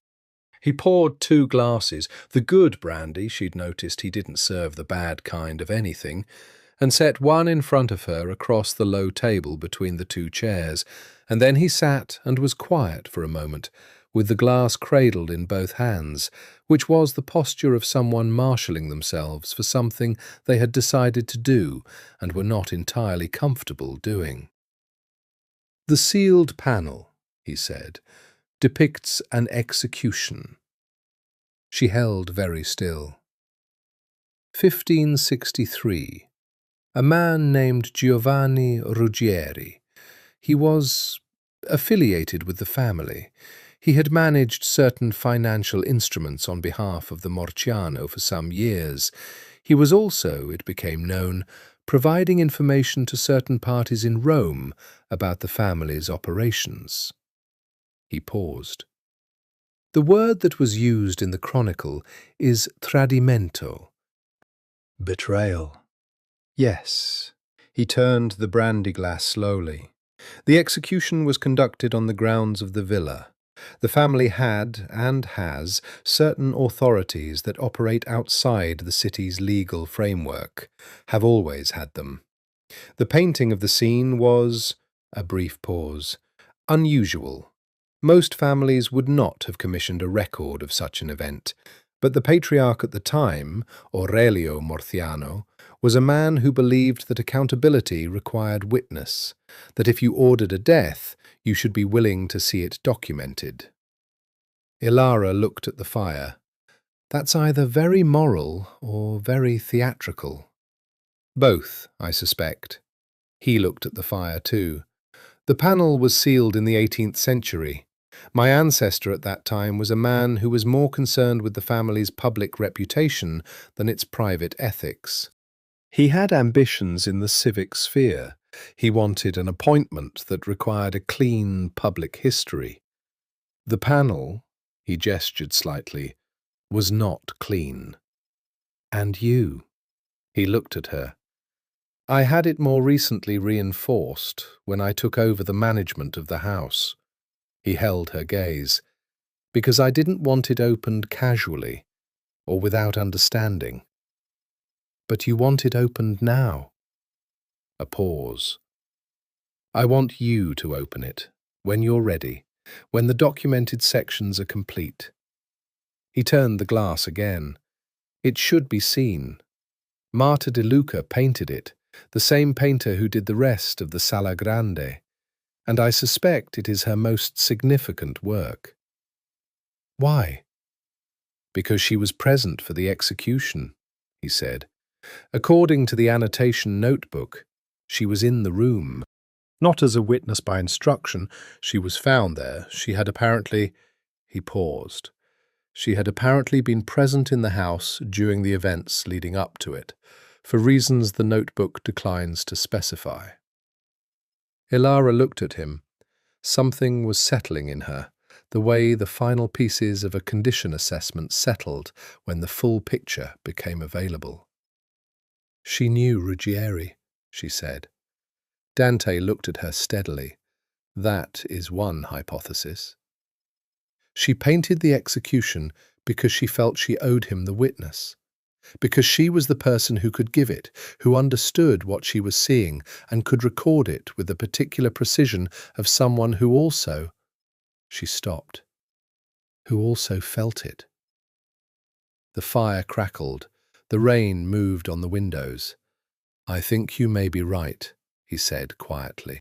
She sat with the brandy glass and the weight of 500 years of someone else's grief, translated into colour and plaster, sealed behind canvas for 2 centuries. I'll open it, she said. In the spring, when the other sections are stable enough that I can take the time to do it properly. He nodded. Dante.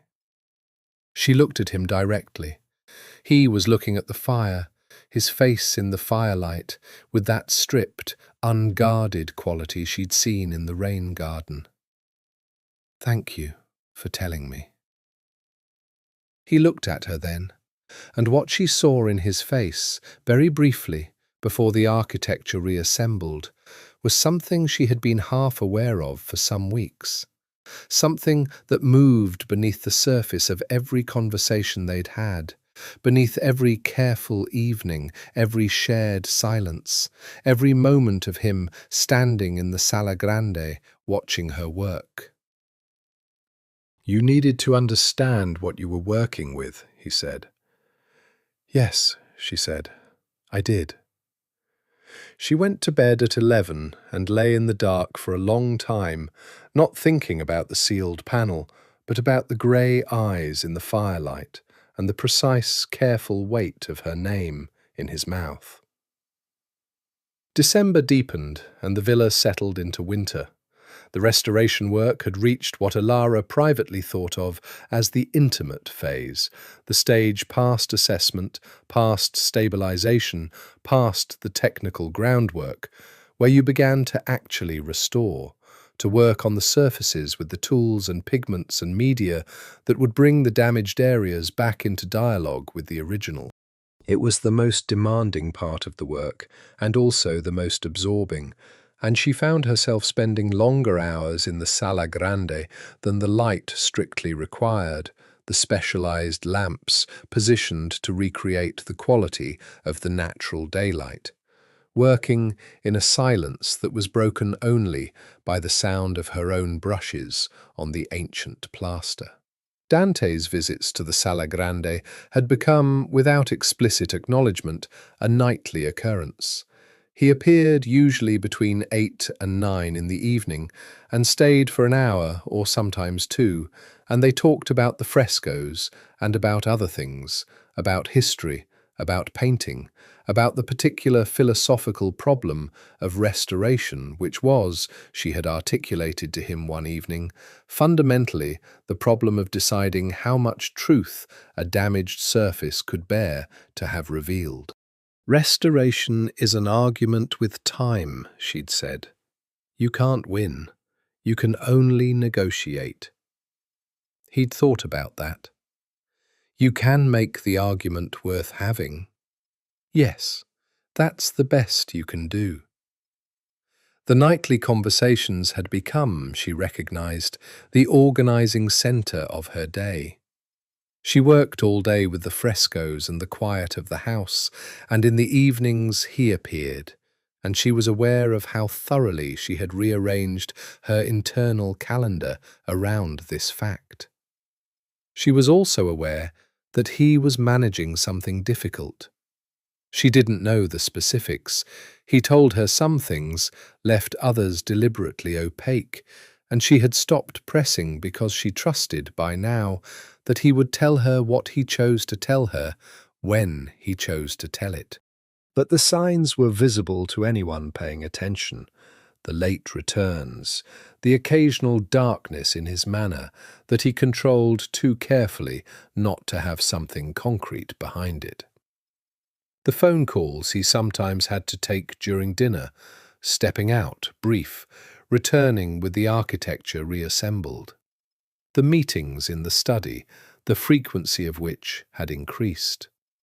The evening, in the second week of December, when she came downstairs from her studio and found the entrance hall to contain 3 men she'd never seen, standing with the particular alert stillness of men whose job was to be alert and still, and Ritchie, in the doorway of the study, looking at her with an expression she could only describe as professionally apologetic. "Miss Voss," he said, "the dottore asks if you could take dinner in your room tonight." She looked at the 3 men. Of course. Dinner arrived in her room, excellent as always, and she ate at the writing table by the window and worked on sketches for the restoration of the eastern panel and listened to the muffled sounds of the meeting below. Not words, not emotions, just the periodic human fact of voices in a room, the occasional movement. Once, what she was fairly certain was the door of the study opening and closing with a controlled force that wasn't quite a slam. At 11, she heard a knock at her door. Dante looked, for the first time in their acquaintance, tired. Not visibly, his face maintained its usual architecture, but there was something in the set of his shoulders, the very slight compression at the corners of his eyes that she'd learned to read. "I wanted to make sure dinner was satisfactory," he said. It was. She stepped back from the door. "Come in." He came in and stood in the middle of the room, looking at the sketches she'd left on the writing table. His hands were in his pockets. He had the quality, she thought, of someone who had been holding something for a long time and had reached the specific point of fatigue that comes before you can set it down. "Sit down," she said. "I'll make tea." She had a small electric kettle, a concession to the English-inflected American habit of needing hot water at all hours, and tea bags she'd sourced from a British shop in Florence. She made 2 cups with the economy of someone who has made tea in the same limited circumstances many times, and handed him one, and sat in the chair across from him. He looked at the tea, then at her. "You make tea," he said. "I'm American with English training. I make tea in a crisis. It's a cultural inheritance." The very faintest suggestion of a smile crossed his face. "Is this a crisis? You tell me." He was quiet, holding the cup. Then, "There is a disagreement within the organization about the direction of certain operations in Rome." He paused. "A faction that believes the current management is insufficiently decisive." "Meaning you?" "Meaning me." He looked at the tea. The meeting tonight was with representatives who are trying to negotiate a resolution, which is, in itself, a sign that they are not confident enough to act without one. "That's reassuring." "Somewhat." He looked at her. "I'm telling you this because I want you to understand the situation clearly. Not because I want you to worry, but because—" He paused, choosing carefully. "Because you're here, and you're involved by proximity, and I think you deserve clarity." She looked at him for a moment, at the tiredness he was holding with such precision, at the fact that he was here, at 11 at night, sitting in her room drinking weak English tea and explaining the structure of a crisis in the Mafia organization he ran, because he thought she deserved clarity. "Dante," she said, "what do you need?" He looked at her then. The grey eyes were very direct. "I need this to be over," he said, "the particular problem, and I will resolve it." He paused. "I always resolve it." "I don't doubt that. But," another pause, "I find that I value this, the evenings, the conversations." He said it with a care that acknowledged the vulnerability of saying it. "I find that I value your presence in the house, more than is strictly explicable by the quality of the restoration work." The rain had stopped some time in the last hour. The room was very quiet. She looked at him steadily. "I find the same thing," she said. Something shifted in the room, a change in pressure, the way the air changed before weather. He set down his tea. He stood, and he looked at her for a long moment, with an expression she had not seen before, not the controlled blankness, not the guarded attention, not the stripped-down quality of the rain garden. Something more direct than any of those. Something that asked a question without words. Then he stepped toward her, one step calibrated, the patience of a man who understood the value of not rushing, and took her face in both hands. His hands were warm now, not cold, and he kissed her with the same quality he brought to everything, deliberate, precise, unhurried, the kind of kiss that declared something rather than asking. She held very still for a moment, one breath, and then kissed him back. He pulled back first, his hands still at her jaw, his forehead not quite touching hers, the grey eyes close. "I should," he began. "Yes," she said, meaning, "Yes, we should be careful. Yes, this is complicated. Yes, I know what you are and where we are, and none of it changes the fact that I've been aware of this for months and trying not to name it."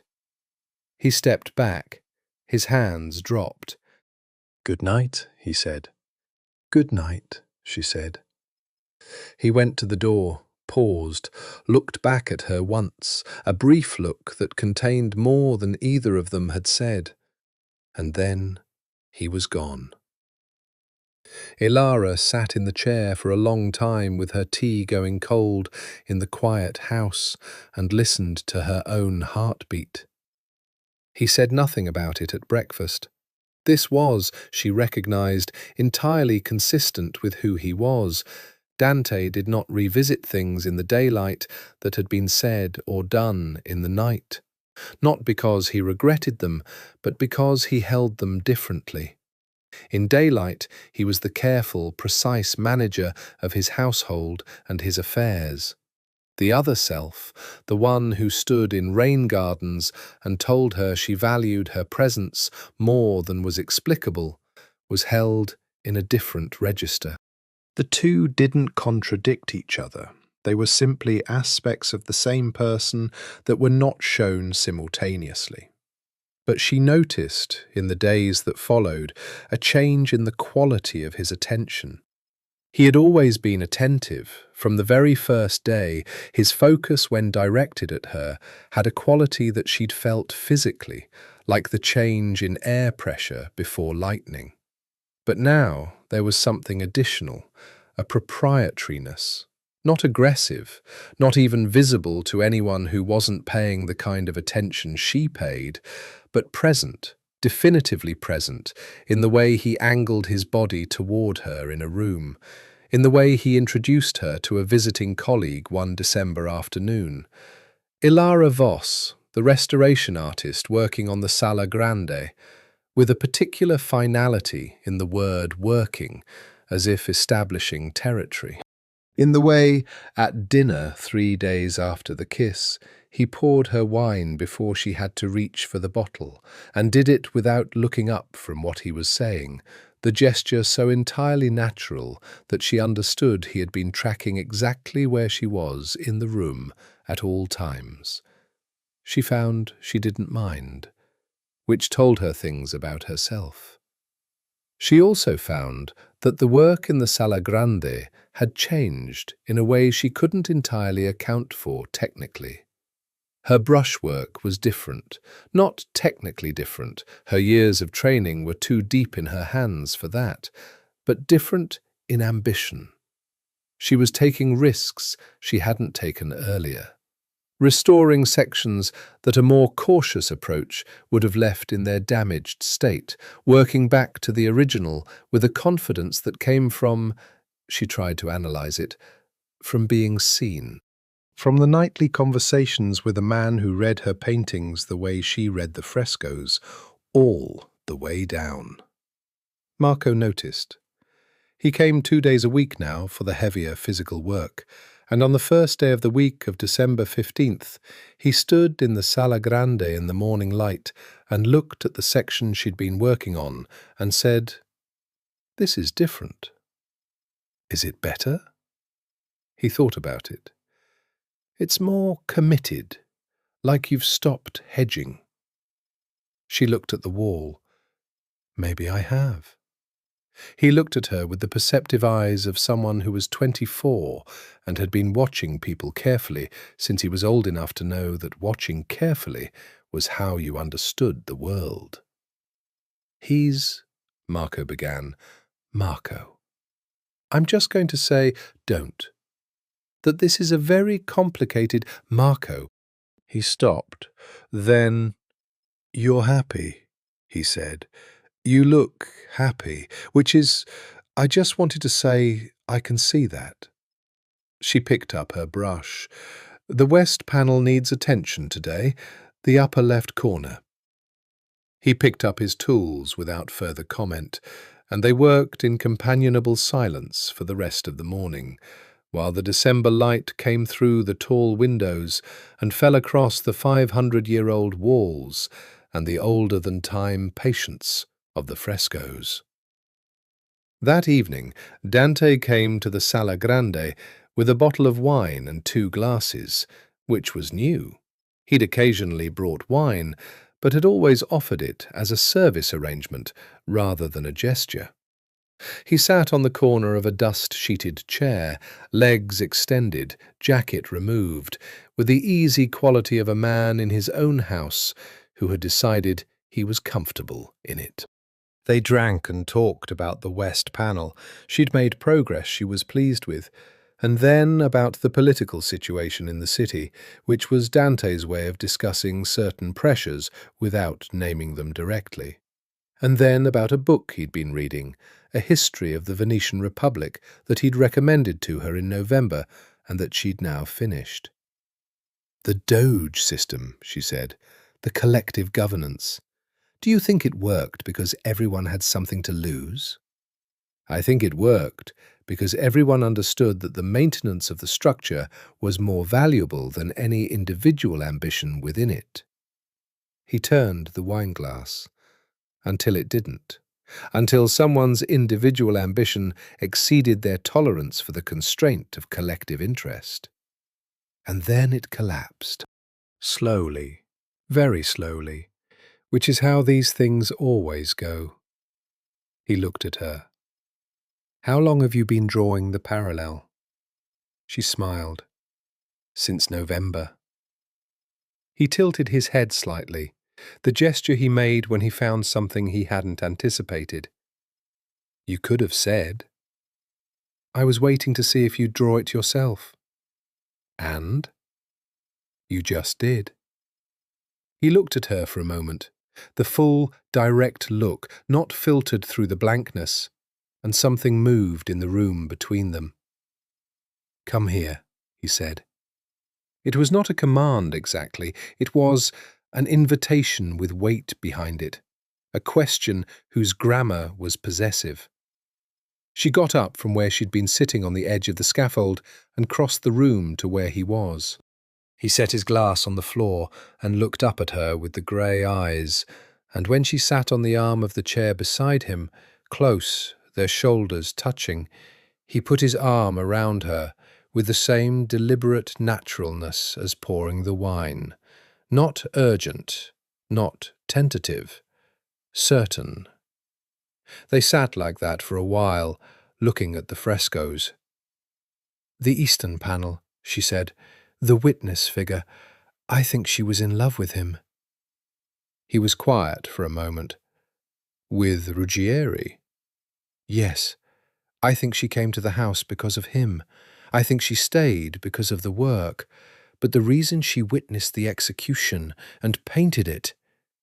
She paused. I think that's grief. The way she painted it, the level of attention she gave to it. He tightened his arm around her slightly, not a response to her analysis, a response to something in her voice. The best art is made from what we can't say any other way, he said. Yes. She leaned her head against his shoulder, slightly by a fraction, and he didn't speak, didn't move, just remained, the warmth of him steady and certain. Dante, she said, the situation you're managing, the Rome problem. Yes. Tell me when it's resolved. I will. And tell me if I need to know anything before it is. A pause. I will. He said it with the same quality as all his promises, as if the word contained a mechanism, as if saying it engaged something irreversible. They stayed like that, in the cold and lovely Sala Grande, with the frescoes watching them from the walls, and the December dark outside the tall windows, until Signora Fabri knocked to say dinner was ready. The crisis arrived on a Wednesday evening in January. The holiday had passed quietly. Elara had returned to Florence for a week to see Marco and Bettina and manage the smaller professional obligations that required her physical presence in the city. The week had felt like holding her breath. She'd returned to the villa on the 2nd of January and found it exactly as she'd left it. Signora Fabri at the door, Ricci in the courtyard, the frescoes patient in their dark. And Dante, who had come to the Sala Grande that first evening and said nothing in particular, but had stood for a moment in the doorway, looking at her with an expression she'd been carrying with her through the entire week in the city. January was cold. The restoration work entered a new phase. She was working on the south wall now, the section adjacent to the hidden panel, methodically building toward the spring reveal she'd promised. The work was good, deeply absorbing, the quality of her days in the Sala Grande having taken on a texture she associated with the best periods of her professional life.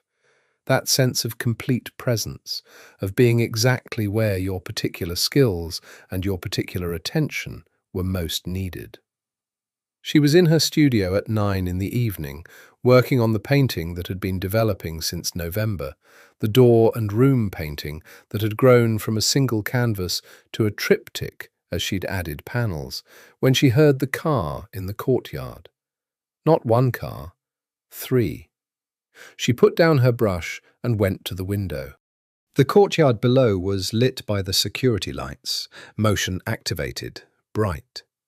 3 black cars, men getting out, 6, 7, she counted. And from the leading car, Dante, who was standing in the courtyard with the stillness of a man who had seen this coming and had prepared for it, speaking to 2 men she didn't recognize. A 4th car arrived. Something cold moved through her. Not fear, exactly. The alertness she'd felt in the rain garden multiplied. She stayed at the window for a moment, then went downstairs. Signora Fabri was in the entrance hall, which was unusual. The signora was not typically in the entrance hall at 9 at night. She looked at Elara with an expression she'd never seen on the older woman's face before, something tightly controlled that was still, beneath the control, concern. "Miss Voss," she said, "what's happening?" "Please return to your room." "Signora, the dottore has given instructions. You are to remain upstairs. Ricci is on the 2nd floor." She paused. "This will resolve tonight." Elara looked at her. At the certainty in the words, "this will resolve," which was either a comfort or a threat, depending on who was saying it and why. She went back upstairs, not to her room, to the door at the end of the 2nd floor corridor that opened onto a small balcony overlooking the back garden, which also overlooked, from an angle, the side of the courtyard. She watched. The meeting, if it was a meeting, was brief, 10-15 minutes. The controlled quality of Dante's body language from a distance, the economy of his gestures, the particular way he stood when something required him to absorb rather than react. 2 of the men she didn't recognize appeared to be doing most of the talking. One of the men she recognized from a previous visit, from the meetings she'd overheard in the study, appeared to be mediating. Then something changed. A voice rose, not Dante's, one of the strangers, and Dante's response, which she couldn't hear but could read in the set of his shoulders, in the precise stillness that followed, had the quality of something conclusive. 2 of the 7 men took a step back. The other 5 stood very still. And then it was over. The way a piece of music reaches its resolution, not with a crash, but with a particular held note that declares, "This is where we land." The strangers left. The courtyard cleared. Dante turned and looked up, not at the balcony where she was standing, but at the house itself, with the expression of a man completing an accounting. Then he went inside. She came back through the corridor and was nearly to the main staircase when she heard him on it, coming up. They met on the landing. He stopped when he saw her. He was not dishevelled, not visibly altered, but there was something, a quality of the aftermath of something intense that had been held and released that she recognized from his face. "You were upstairs," he said. "On the balcony," she admitted. He looked at her for a moment. Not angry. Something more complicated. The assessment of someone deciding how much of themselves to show. It's resolved, he said. The Rome situation. The faction. A pause. They agreed to terms. Are you all right? He looked at her directly, the way he sometimes did when she asked him something that caught him off guard in its simplicity. Yes. Good. She held his gaze. I want to say something, and I need you to let me finish before you respond. A brief stillness. Then he nodded.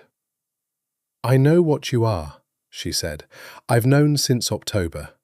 I'm not going to pretend I don't, and I'm not going to pretend it doesn't matter, because it does. It changes the calculus of, she paused, of everything. But it doesn't change what I feel. And I think you know that. And I think you've been, she chose carefully, protecting me from the full weight of what this is, because you think if I understand it completely, I'll leave. And I want to tell you that I'm capable of making that assessment myself. I'm not naive, and I'm not 17 years old, and I'm not leaving. The silence on the landing was very specific. He looked at her for a long time, the grey eyes moving over her face with the quality of someone reading something that requires full attention. Then he said, You should probably know all of it. I'd like that. Not tonight. No, not tonight. He reached out, slowly, with the deliberateness that characterized all his significant movements, and took her hand. Not dramatically, just took it, his hand around hers, warm and certain. Tomorrow, he said. Tomorrow, she said.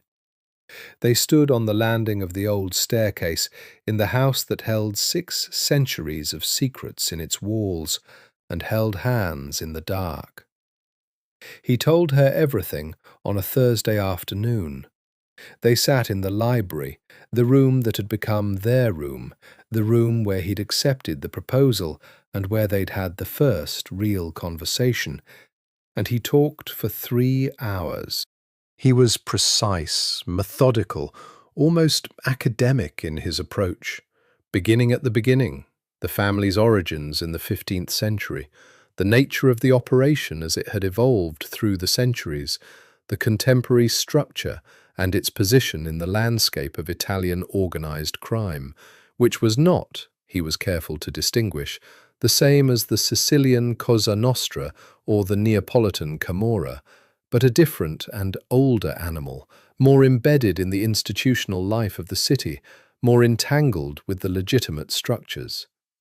He told her about the operations, the financial, the property, the relationships with political figures that were, in his telling, less corrupt than symbiotic, the family managing things that the official structures either couldn't or preferred not to manage, in exchange for the space to operate. He told her about the deaths that had occurred under his watch, not many, and in the controlled clinical way of a man who had carried each one and was not attempting to minimize them. He told her about the threat from Rome, now resolved, and what had been required to resolve it. He told her about his father, who had run the operation before him, and who had died when Dante was 27, in circumstances that were technically an accident, and practically the result of a decision that had been made by someone else. He told her about the years after that, the consolidation, the particular difficulty of inheriting leadership of an organization at 27, when half of it thought you were too young, and the other half thought you were too much your father's son. He told her all of it, and said nothing that asked for absolution or sympathy. He stated facts and let them be what they were. When he finished, the fire had burned low, and the afternoon light through the library windows had gone to the flat blue of winter dusk. Elara sat with everything she'd been given and thought about it. Really thought, Not the processing she sometimes did automatically, but the deep, considered thinking she gave to condition assessments, to the question of what a damaged painting was asking her to do. "The half-brother in Rome," she said. "He was part of the faction." Dante looked at her. "Yes." "And he agreed to terms." "He's still living, yes." "That was a choice you made, to offer terms instead of the other option." "Yes." "Why?" He looked at the low fire. "Because he's my brother, and because his usefulness to the family isn't exhausted, and because I am not my father." He paused. "And because he is young, and some of what he wanted was not wrong, only his method of pursuing it." She looked at him. "That's complicated." "Life in structures like this is complicated. The difference between what I am and what is depicted in more theatrical versions of this world is that the theatrical version is about power. What I actually do," he paused, "is about maintenance, about keeping something very old and very fragile from destroying itself, about managing the obligations that accumulate over 600 years of arrangements." He met her eyes. "I am not a saint. I have done things that I carry, but I am not mindlessly brutal. I am not what the opera makes of this." She nodded slowly. "I know." "You always knew." "I read the walls," she said. He almost smiled, the closest he came, the slight softening at the corner of his mouth. "Yes, you do." She got up from her chair and crossed to his, and sat on the arm of it the way she'd sat on it in the Sala Grande in December, and he put his arm around her the same way, with the same certainty. "I'm still not leaving," she said. He pulled her against him, properly, not the restrained gesture of before, but the full warmth of someone who had been holding back and had decided not to any more, and pressed his lips to her hair. "I know," he said. "God help me, I know." They stayed like that, while the fire went grey, and the library settled into the particular dark of winter evenings in old houses. And outside, the rain began again, against the windows of Villa Morciano. Winter became spring with the slow inevitability of all Tuscan seasons. The work on the frescoes had crossed, somewhere in February, from restoration into something that felt to Elara like conversation. She was no longer merely repairing damage, but entering into dialogue with the original, making decisions about what the painter had intended that required her to inhabit the painter's mind as nearly as possible, to think with 500-year-old hands and eyes. Her own painting had changed radically. She had acknowledged this to herself in February and then to Dante in March. Standing in her studio while he looked at the triptych, now 6 panels, a sequence that sprawled across 2 walls, and saying, "I don't know if it's better or just more." "It's more," he'd said. "Which is better?" "That's not necessarily true.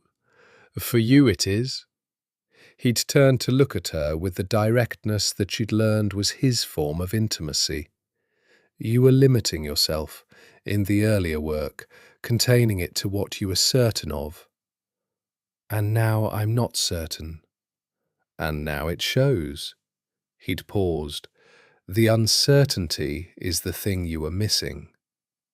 She'd looked at the panels, the expanding sequence, the door and the room behind the door, which had become a series of rooms, each one containing something she couldn't have articulated in words, but which felt necessary to record.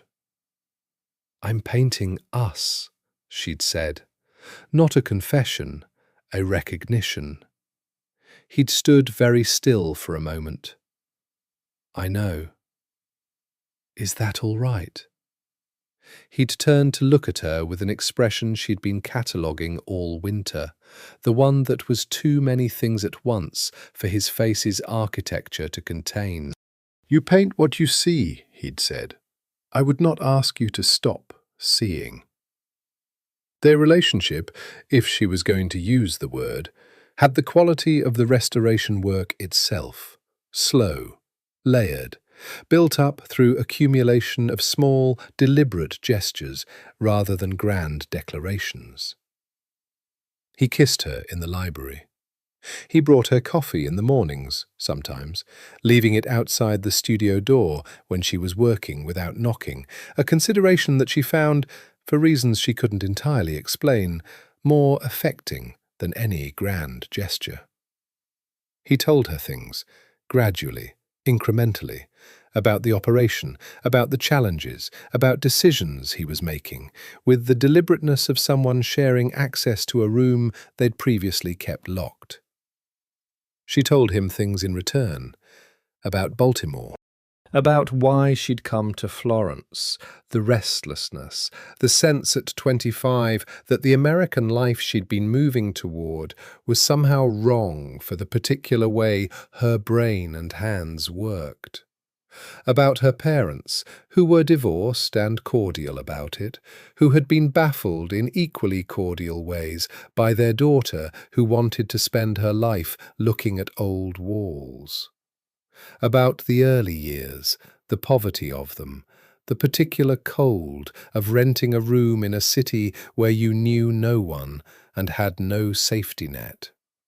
"That's why you didn't run when you found out about me," he said one evening, in the kind of post-analysis mood that came over him occasionally, a careful retrospective that she'd come to appreciate. "You've spent years making decisions about where to put your trust, based on your own assessment rather than conventional risk categories." She thought about it. "Maybe. Or maybe I just have bad judgment. You have excellent judgment. About work. About people." A pause. "About me. About you. You saw what I was before I showed you. You didn't run then, either." "I had rent to pay," she said. He looked at her with the almost smile. "Of course." She reached over and covered his hand with hers on the library table, a gesture that was still, even 3 months in, slightly charged with the awareness that she was touching him, that this was allowed, that he would receive it. His hand turned under hers and held it. Just that. Just the quiet certainty of it. She was, she recognized, deeply, inconveniently, and entirely in love with him. She was not going to say it yet. She was a woman who believed in the exact right moment for exact right words. But it was there, a fact as solid as the restoration work, as irrevocable as the frescoes' layers. The villa had changed too, in small ways, or rather, she had changed in relation to it. It had become, with the gradual accumulation of months and conversations and cold mornings and late evenings, not a place she was working, but a place she lived. She knew which floorboard on the second landing creaked. She knew the way the morning light moved through the Sala Grande across the seasons, the particular quality of it in February, very different from October. She knew Signora Fabri's moods, the older woman who had maintained her professional composure with impressive consistency, had developed a relationship with Elara that expressed itself in small domestic attentions, the best cuts of meat appearing on her dinner plate, the occasionally unnecessary but clearly deliberate arrangement of flowers in her room. And Ritchie, who had moved from watchful assessment to something that she thought might actually be a kind of protectiveness, not of her from the world, but of her from interruptions when she was working in the Sala Grande. She'd found him on 2 occasions, gently redirecting visitors who had been about to come upstairs unannounced. She was part of the household. The fact of it was simple and enormous. One evening in March, Dante came to find her in the studio. He knocked now, always knocked, a courtesy she found endearing in its deliberateness, and said there was someone he wanted her to meet. The someone was a man in his 60s, impeccably dressed, with the silver hair and courtly manner of a certain generation of Florentine nobility. He was introduced as Professore Cataneo, and was, Dante explained in a brief aside, the family's historical advisor, a legitimate academic with a specialty in Renaissance Florence who had worked with the Morciano for 30 years. "He's reviewed your condition reports," Dante said. "He has some observations about the iconographic program." Elara looked at the Professore and understood immediately that what Dante was doing, what he'd arranged, with the careful deliberateness he brought to all significant gestures, was giving her a colleague, a peer in the intellectual dimension of the work, someone with whom she could discuss the historical and iconographic dimensions of what she was doing in a register that went beyond what their evening conversations could provide. She looked at Dante. He met her eyes briefly, the direct look, steady, and turned to introduce her formally to the Professore. She spent 2 hours with Cataneo and came away with a notebook full of new references and a revised understanding of 3 iconographic elements in the south wall that she'd been uncertain about for weeks. That evening, she found Dante in the library before dinner and said simply, "Thank you. That was exactly what I needed." He looked up from his book. "I thought it might be. How long have you been thinking about it?" "Since January." He said it with the matter-of-fact quality that she'd come to understand meant it was true. "You'd been working around certain questions in the iconography for weeks. You needed someone with his specific background." She sat across from him. "You pay very close attention." "Yes," he said simply. "Does that ever—" She paused. "Does it ever feel like too much? The attention. I know it can be exhausting." He looked at her. "It doesn't feel like too much," he said. "It feels like what I do." A pause. "With you it feels—" He searched for the word. "Natural. It's the only thing I do that doesn't require effort." She held that, the weight of it. "I love you," she said.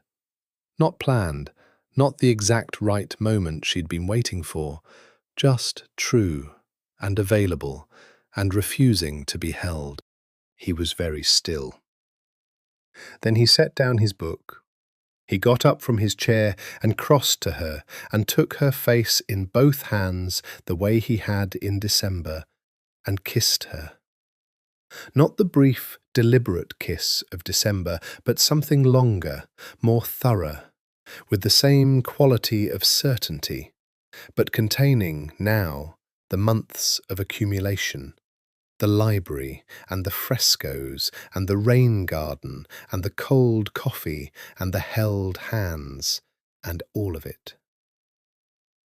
When he pulled back, his hands were still at her face. "Elara," he said, her name with its full, careful weight. "You don't have to," she began. "I love you," he said.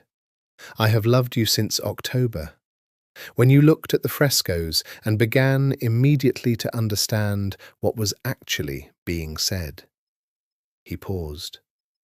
"I was not expecting to. I was not looking for it. But here it is. Here it is," she said. He pressed his forehead against hers, his hands warm at her face. "Here it is," he said again. Spring came to the villa in the way of Tuscan springs. Suddenly, overwhelmingly, the hills going from grey-green to a green that was almost violent in its abundance, the garden exploding into something that Elara understood, in her first spring in the house, was actually tended, that Signora Fabri's domain extended to the grounds as well as the interior, and that someone understood exactly which roses were supposed to grow where. She opened the sealed panel in the first week of April. She had prepared for it methodically over the preceding 2 weeks, documenting the panel's exterior in detail, testing the adhesive around the canvas frame to understand its composition and the most effective method of removal, arranging the scaffolding and lighting with the care that a significant discovery, and she was almost certain now that it was significant, required. She asked Dante if he wanted to be present. Yes, he said. It could be, she paused, distressing, depending on what's there. I know what's there, he said. You told me what you thought. The execution, Marta di Luca's witness. Knowing conceptually and seeing are different. He looked at her steadily. I know that too. I'd still like to be present. On the first Tuesday in April, at 10 in the morning, the best light, the spring sun coming through the windows and filling the Sala Grande with a warmth it hadn't had all winter, they removed the canvas. The adhesive came away cleanly with the solvent she'd developed for this purpose, and Elara worked methodically around the frame, Marco assisting, the process careful and slow. The canvas was lifted in sections. It was large, perhaps 1.5 meters by 2, and set against the sheeted furniture. The fresco behind it was, as she had known it would be, extraordinary. It was painted in the same hand as the rest of the Sala Grande, Marta di Luca, unmistakably, but in a register unlike any of the other panels. Not formal, not ceremonial. Intimate and terrible. The scene it depicted was the courtyard below. She recognized the fountain, the cypress trees, the arrangement of the stone, and in it a man was kneeling in the centre of the gravel while, behind him, another figure stood with a sword. Around the periphery, at precise intervals, witnesses. Family members, from their dress, the formal Morciano 16th century attire she'd been looking at for 6 months. And in the foreground, one figure who stood apart from the arranged witnesses. Not formal, not placed at the required distance, closer than she should have been, close enough that the sword's proximity had a different quality in relation to her, close enough that her face was fully legible, not the stylized formality of the other figures. Her face. The painter had painted herself into the foreground. Her own face, younger than the artist's self-portraits Elara had identified in the background of other panels, less guarded, open with a grief that was not hidden or stylized or contained. She was looking at the kneeling man, and the kneeling man, Elara had to look closely to use the loupe to stand on the scaffold and bring the UV light to bear, was looking back at her. Not at the sword, not at the family behind him, at her. She stood on the scaffold and looked at this for a long time, at the 500-year-old record of 2 people who loved each other, painted by one of them on the day the other died, in a room that had then been sealed from view for 2.5 centuries. Dante was standing below the scaffold, looking up at the panel. He had not spoken since the canvas was removed.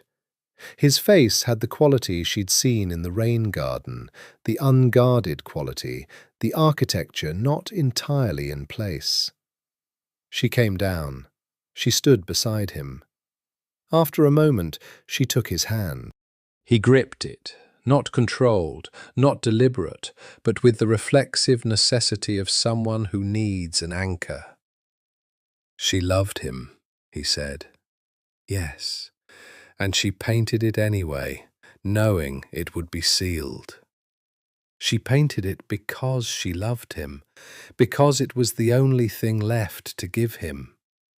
She paused, because to witness something truly is the highest form of caring for it. He was looking at the panel, at the man's face turned toward the woman's, at what was between them in the space of those painted inches, in the last moment before the sword, holding nothing back.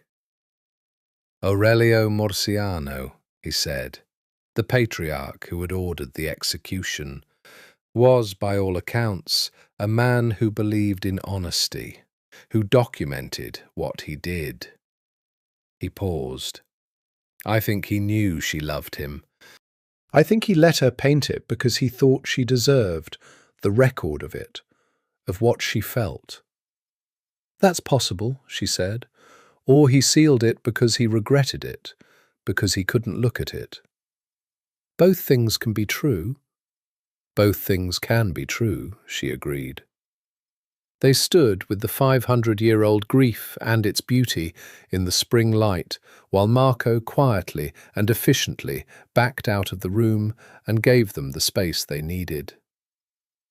The nightclub was called Nero, and it occupied the basement of a converted palazzo in the Santo Spirito neighbourhood of Florence, and Elara found herself there on a Saturday night in May because Dante had a meeting that had required his attendance at an event he considered neither enjoyable nor avoidable, and he had asked her to come.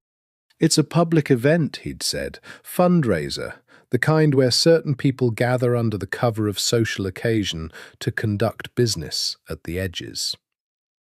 You want me there? I would like you there. The distinction, she'd learned, was significant.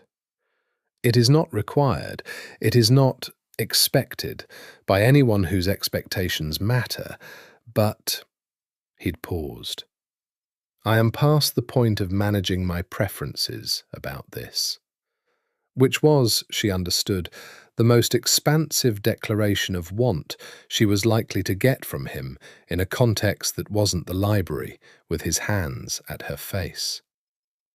She wore a dress she'd bought in March, wine-red silk, column-cut, with the particular combination of simplicity and expense that she'd learned from Florence and from the months in the villa was the only aesthetic language worth speaking when the alternative was trying too hard.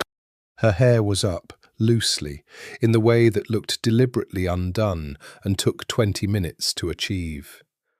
She borrowed 2 inches of Signora Fabri's most impassive approval. Dante looked at her when she came downstairs and said nothing for a moment, and then said, "Good," which was, from him, a great deal.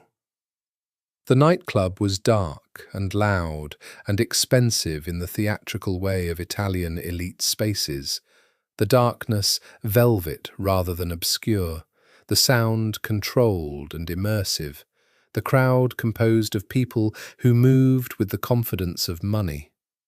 Dante moved through it with the ease of someone in his natural habitat, which it both was and wasn't, she understood. He was comfortable here because he was comfortable in most environments, the adaptability of someone who had learned to operate across different registers. He kept her close. Not possessively in the obvious way, not with a hand at her back and a territorial glare, but with the subtle management of proximity she'd come to understand was how he expressed it. The slight angle of his body toward her in every conversation, the way he positioned himself in any room so that she was within his immediate reach. There were conversations. She met people, some of whom she filed away in the mental cabinet of the Morciano landscape she'd been building all year. Some who were simply wealthy Florentines with no particular relationship to anything except their own comfort. She held her own, which she'd expected to be able to do. She had a good education, interesting work, and the particular conversational confidence of someone who had spent years dealing with clients who expected to be deferred to. At some point in the middle of the evening, a man named Lorenzo Ferretti appeared at her shoulder while Dante was in conversation across the room. Ferretti was perhaps 40, attractive in the practiced way of men who invest significant effort in their appearance, with the kind of easy charm that was either natural or very well rehearsed. He brought her a drink, replacing the one she'd just finished, a detail she registered, and said with a smile she distrusted immediately, "You're the restoration artist at the Morciano villa." "I am," she said. "Fascinating work. I've always admired the Sala Grande." He paused.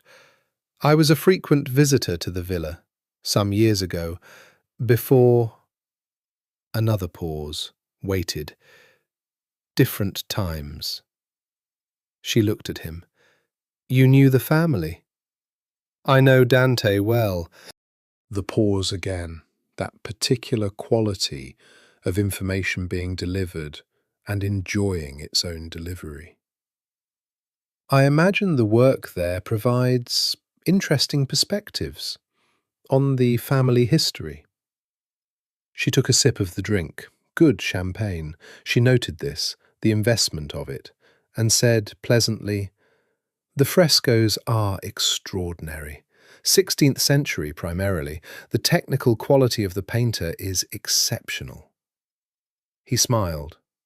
The smile had the quality of someone who expected to get further than he was getting.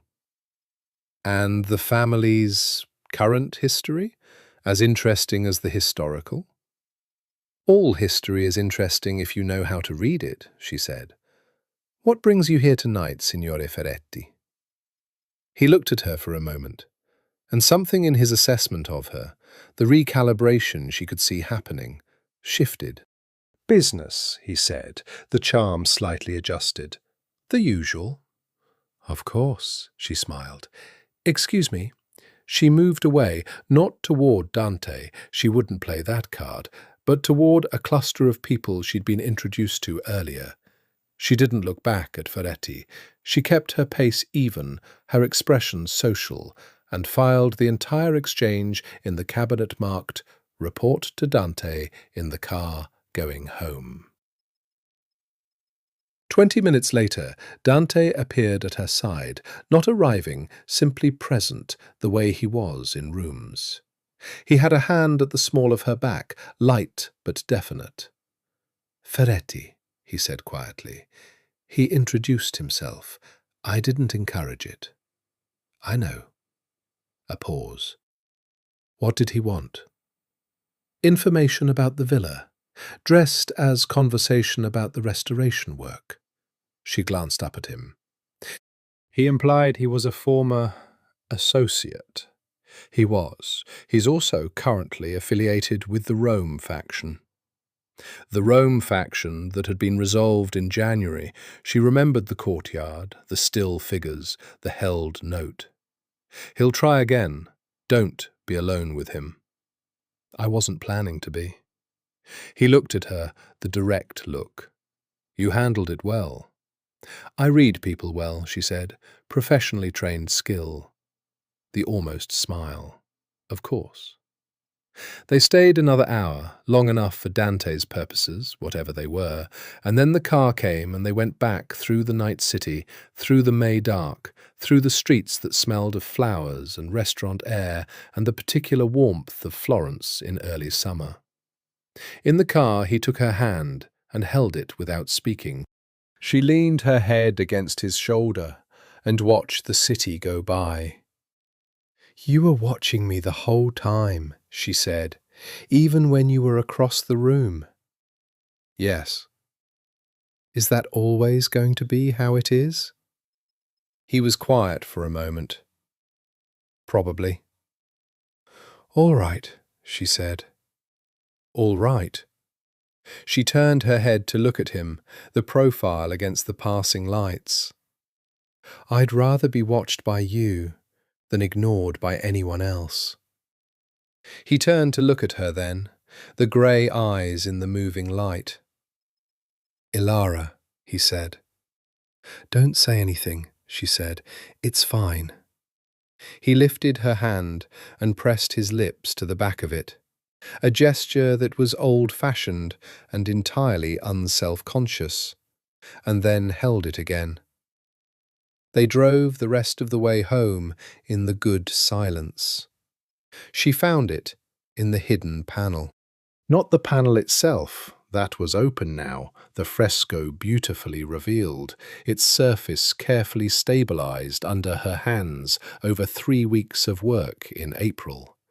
She'd mapped every inch of it, documented it in UV and infrared and the full photographic battery, written a condition report that ran to 60 pages and which Professore Cataneo had read with barely contained scholarly excitement. What she found was behind the hidden panel, not physically behind the fresco, but in the layers. Under UV examination of the lowest section of the hidden panel, the section where the gravel of the courtyard was depicted, where the figure's feet rested, she had identified what appeared to be an earlier layer of paint. A different composition, predating the execution scene, predating even Marta di Luca's arrival in the house. She had been trained to be careful about what she thought she was seeing in underpaintings. The history of fresco restoration was littered with interpretive errors, with projections and wishful readings that turned out, under closer examination, to be nothing. She had spent 2 days telling herself it was nothing. On the 3rd day, she brought in Cataneo. He spent 4 hours with the UV equipment and the infrared reflectography, and at the end of it, he sat on the edge of the scaffold with the look of a man who has just encountered something that required complete reordering of his professional assumptions. "This is older," he said. "This layer. Much older." "How much older?" "Based on the pigment composition," he stopped. "I would want to test it, properly." "But the handling, the medium," he shook his head slightly. "Possibly 14th century. She stood with that. 14th century. A full 150 years before Marta di Luca, before the Florentine period of the fresco cycle, before... She thought through what the chronicle contained, what Cataneo had told her about the family's documented history, before the earliest records in the chronicle she'd been using. "Can you read it?" she said. "The underpainting?" "Parts of it." He was quiet for a moment. "There's an inscription, more clearly preserved than the painting, actually. The plaster layer above it was applied with unusual care, as if whoever placed it wanted to preserve rather than obliterate." She waited. "The inscription is in Latin," he said. "And it is..." He paused. "It is a name, a family name, not Morciano." He looked at her. "An earlier name, an older one." She felt something cold and certain move through her. "The family didn't originate in Florence." "No," he said, "or rather, they did not always call themselves Morciano. This inscription suggests an earlier family, in the same location, with a different name, who were perhaps absorbed or became..." He stopped. "The Morciano are their descendants," she said. "I cannot say that with certainty from this alone." "But you think so?" He looked at the inscription. "I think," he said carefully, "that this house has been in the possession of the same family, under successive names, for considerably longer than the chronicle indicates." A pause, which would make it one of the oldest continuously occupied private properties in Tuscany. She went to find Dante. He was in the study at his desk when she knocked and entered. He looked up and saw her face and set down whatever he'd been reading. "What is it?" She told him. She was careful, precise. She was a scientist. She gave him the evidence and the hypothesis and the confidence interval separately. She watched his face through all of it. When she finished, he was quiet for a long time. "There are things in the family history," he said finally, "that are not in the chronicle." He paused. "Things that predate it, that were never written in any document I've seen." He stood and moved to the window. "My grandfather, my father's father, told me once that the family had been in this house longer than the name, that the name was a convenience, an adaptation." He didn't say more than that. He turned to look at her. "I always assumed it was an old man's mythology, the stories families tell about their own age." "It may not be mythology." "No." He was very still. "What do you need to know more?" "I want to take a sample from the underpainting layer for dating. Carefully, it won't damage the surface visibly. I know exactly where to take it from. And I want access to whatever the family holds that predates the chronicle." "The chronicle is the earliest document I know of. There might be others, things that were held separately, the kind of records a family keeps that they don't keep in the main document." He looked at her steadily.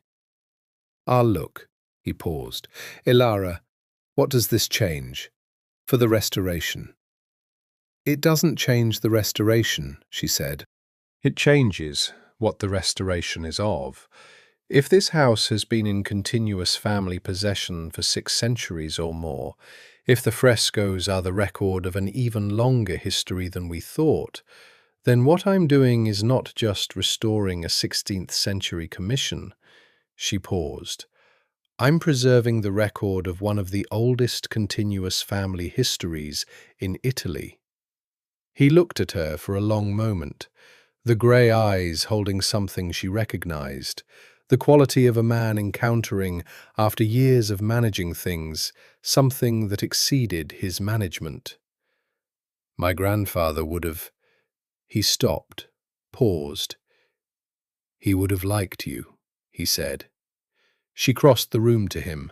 He took her face in his hands, not the kiss, not yet, just holding her, and looked at her with the full attention that was his form of saying what he couldn't say. "Keep going," he said, "as long as you need." "I intend to," she said. That evening, after dinner, she went to her studio and began a new canvas. Not the sequence that had been growing since November. Something new, larger. She stretched a canvas that was 1.5 meters by 2 meters, the same dimensions as the sealed panel, and stood before it with a brush in her hand and thought about what was painted over what was painted over what was painted, and the names families used, and the way the oldest truths were the ones that required the most layers above them to preserve. She began to paint. It was midnight before she stopped. When she did, she stepped back and looked at what she'd made and didn't name it, because it didn't need a name. It already knew what it was. The summer moved through the villa with the heat and the golden quality of Tuscan Julys, the light intensifying each morning until the Sala Grande became almost impossible to work in at midday, the direct sun bleaching the colours, flattening the surface. And she shifted her working hours to the early mornings and the late afternoons, the golden windows of the day when the light came at the right angle and the frescoes were most themselves. Her own work had entered a period she had only experienced twice before in her life. Once, at 22, in her first year of serious painting, when everything she attempted seemed to come through her hands with a directness that bypassed her technical knowledge entirely. And once at 26, in the year before she came to Florence, when she'd made 6 paintings in 3 months that still seemed to her the best things she'd ever done. This was that, but larger. The large canvas from the night of the discovery had led to 3 more, a series, she understood now, though she hadn't planned it. Large-scale, layered, built over weeks with the same methodology she used in the restoration work, the surfaces dense with accumulation and meaning. Cataneo had brought a colleague, a dating specialist from the University of Siena, to examine the underpainting sample, and the results had come back in June. The pigment composition was consistent with 14th century Florentine painting. The plaster layer above it was consistent with the 16th century. There had, definitively, been a fresco in the Sala Grande before Marta de Luca's commission, and it had been preserved with unusual care before the later work was applied over it. The family name in the inscription was Alini. Dante had, after 2 weeks of looking, found a document. Not in the villa, in a bank vault in Florence, in a safety deposit box that had apparently been maintained continuously by successive heads of the family since 1892, which was the date of the earliest box contract he'd found. The document was old, older than the chronicle by its appearance, the vellum condition and ink oxidation suggesting 15th century at the latest. And it was written in a hand that predated the chronicle's author. It named the Alini family as the original builders of the structure on the site of the villa, a date it gave as 1342, and described a consolidation of the Alini and Morciano families through marriage in 1478. At which point, the document noted, the combined family had taken the Morciano name for reasons of civic clarity. The name that was known and feared in the business of the city was the better one to carry. She sat with Dante in the library and they read it together, and she felt the particular joy of the researcher who has found what they were looking for and discovered it was more than they expected. 680 years, she said. Approximately. He was looking at the document with an expression she'd learned to read as the specific gravity he brought to things that cost him something, that moved in him beneath the control, that required the architecture. "What does it mean for you?" she said. "Not for the restoration. For you." He was quiet for a moment. "My father never knew this," he said. "He had the box. He knew the box. But he died before he—" A pause. "Before he looked." She held the weight of that with him. Or perhaps he did look, he said, and didn't know what to do with it. He set the document on the table. He was not a man given to the past. He managed the present with great ferocity and considered the past a luxury. "And you?" He turned to look at her. "I think the past is the only reliable evidence for what is true." She looked at him. "That's why you wanted the restoration done properly. That's why it mattered to you, not just the aesthetic, not just the historical record, but the evidence," he said, "of what we are, of what this has always been." He met her eyes. "You gave me that. What you found. It's—" He stopped. "It's more than I expected." She looked at him. The grey eyes and the strong face and the architecture he maintained and the person that moved beneath it, who was, she had come to understand, capable of a depth of feeling that his manner only partly concealed. "I'm not finished," she said. The restoration. There's another year at least. The final sections, the conservation treatment, the documentation. I know. And the underpainting. If there's more to find beneath the other sections, which I think there might be, that's another year after that. I know. He held her gaze. I'm not asking you to finish. I know you're not. She paused. I'm saying I'm staying. Not because of the work, because of... She gestured at the library, the house, him, this. He was quiet for a moment. Then he reached across the table and took her hand, not the controlled, deliberate gesture, but the simple, certain reach of someone who was past managing it. The underpainting, he said. You'll look beneath the other sections. Yes. And what you find there, it's yours, as much as the family's, the discovery. Technically it belongs to the house, Elara. His grip on her hand was steady. What I mean is... He paused, and something in his face was different. The architecture adjusted in a way she'd only seen a few times.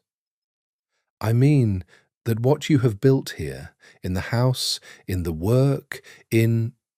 He stopped. I mean that I want you to stay. Not just for the restoration, not for any fixed term. I mean... I know what you mean, she said quietly. Do you?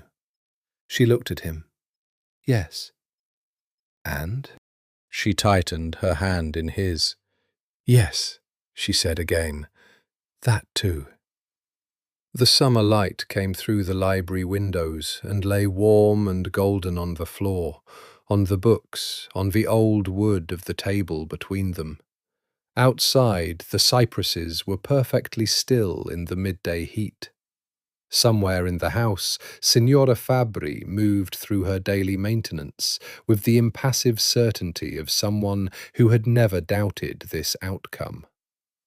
Elara looked at the man across the table from her, the man who had stood in a rain garden at 3 in the morning and told her that physical reality was the counterpressure to architecture, who had told her that the best art was made from what we can't say any other way, who had kissed her in December with the certainty of someone declaring something, who had told her everything and asked nothing except that she see it clearly and make her own choice. I have something to tell you, she said. He looked at her, the full attention, the grey eyes. The large canvas, the one I started in May, she paused. It's finished. I know. You finished it last week. She looked at him. You've seen it. I've seen it every day since you started it. He said it simply. I go up while you're working in the Sala Grande. I hope you don't object. She thought about this, about him going up to her studio in the mornings while she was below with the frescoes, standing in the north light with the large canvas. No, she said, I don't object. It's... He stopped. The architecture adjusted again. It's the most true thing I've ever seen. She looked at him. What do you see in it? He was quiet for a long moment. A house, he said, and someone who learned its language. And what that language... He stopped. What it becomes when it's spoken back. She looked at the fire that had burned low. They'd lit it in the library, even in summer, the old stone rooms needing it in the evenings, and thought about Marta di Luca, who had come from Siena and painted for 3 years and witnessed a death and disappeared from the records, who had painted herself in the foreground with her grief exposed, 5 feet from the man she loved and 5 centuries from anyone who would understand why. She thought about the underpainting beneath the underpainting, the Alini name in the oldest layer, the families that accumulated one over the other, each one preserving what was below by covering it, the protection indistinguishable from concealment, until someone arrived with the right light. She thought about the particular mercy of being seen. "Come upstairs," she said. "I want to show you the new canvas properly, in the real light." He stood. "Now?" "Now." He took her hand and they went upstairs, through the old house, through the marble entrance hall and the wrought iron staircase with its carved vines and birds, up to the third-floor studio where the north light was golden and horizontal in the late afternoon, and the large canvas stood on its easel with everything she'd learned to risk. He stood before it for a long time. She stood beside him and didn't speak. Then he put his arm around her, not the restrained gesture, not the controlled, deliberate one, but simply around her, the full warmth of him, and held her. The frescoes in the Sala Grande below them would outlast them both. Marta de Luca's grief and her love and her witness, the execution scene and the two faces turned toward each other in the last moment, had already outlasted everyone who knew the names involved, would go on outlasting people for centuries. The inscription in the oldest layer, the Alini name in 14th century pigment, had survived 600 years of plaster and fresco and the ordinary acts of living that generated so much more rubble than anything deliberate. Elara leaned into Dante's warmth and looked at her own painting in the evening light and knew, with the certainty she'd learned to trust, the painter's certainty that recognized truth in the image before she could name it in words, that this was the room behind the door. The one she'd been painting since November. The sequence of approaches, the series of canvases that circled and hesitated and came finally to rest here. The room she'd decided to enter. Outside, the Tuscan hills held their ancient indifference to the particular human urgency of love, the way they always had. The same hills Marta de Luca had looked at from these windows. The same hills the Alini family had built their first structure into. The same hills over which the Morciano had managed their 6th century arrangement with power and obligation, and the peculiar ethics of people who understand themselves to be the custodians of something that predates them and will outlast them. The hills would be there tomorrow. The frescoes would be there. The inscription in the oldest layer would be there, patient in the plaster, waiting for its correct translation. Elara tightened her arm around Dante's waist, and he pressed his lips to her temple, and they stood in the warm evening light of the studio, while the house breathed around them with all its centuries of secrets preserved, and its oldest truths simply, finally, brought to light.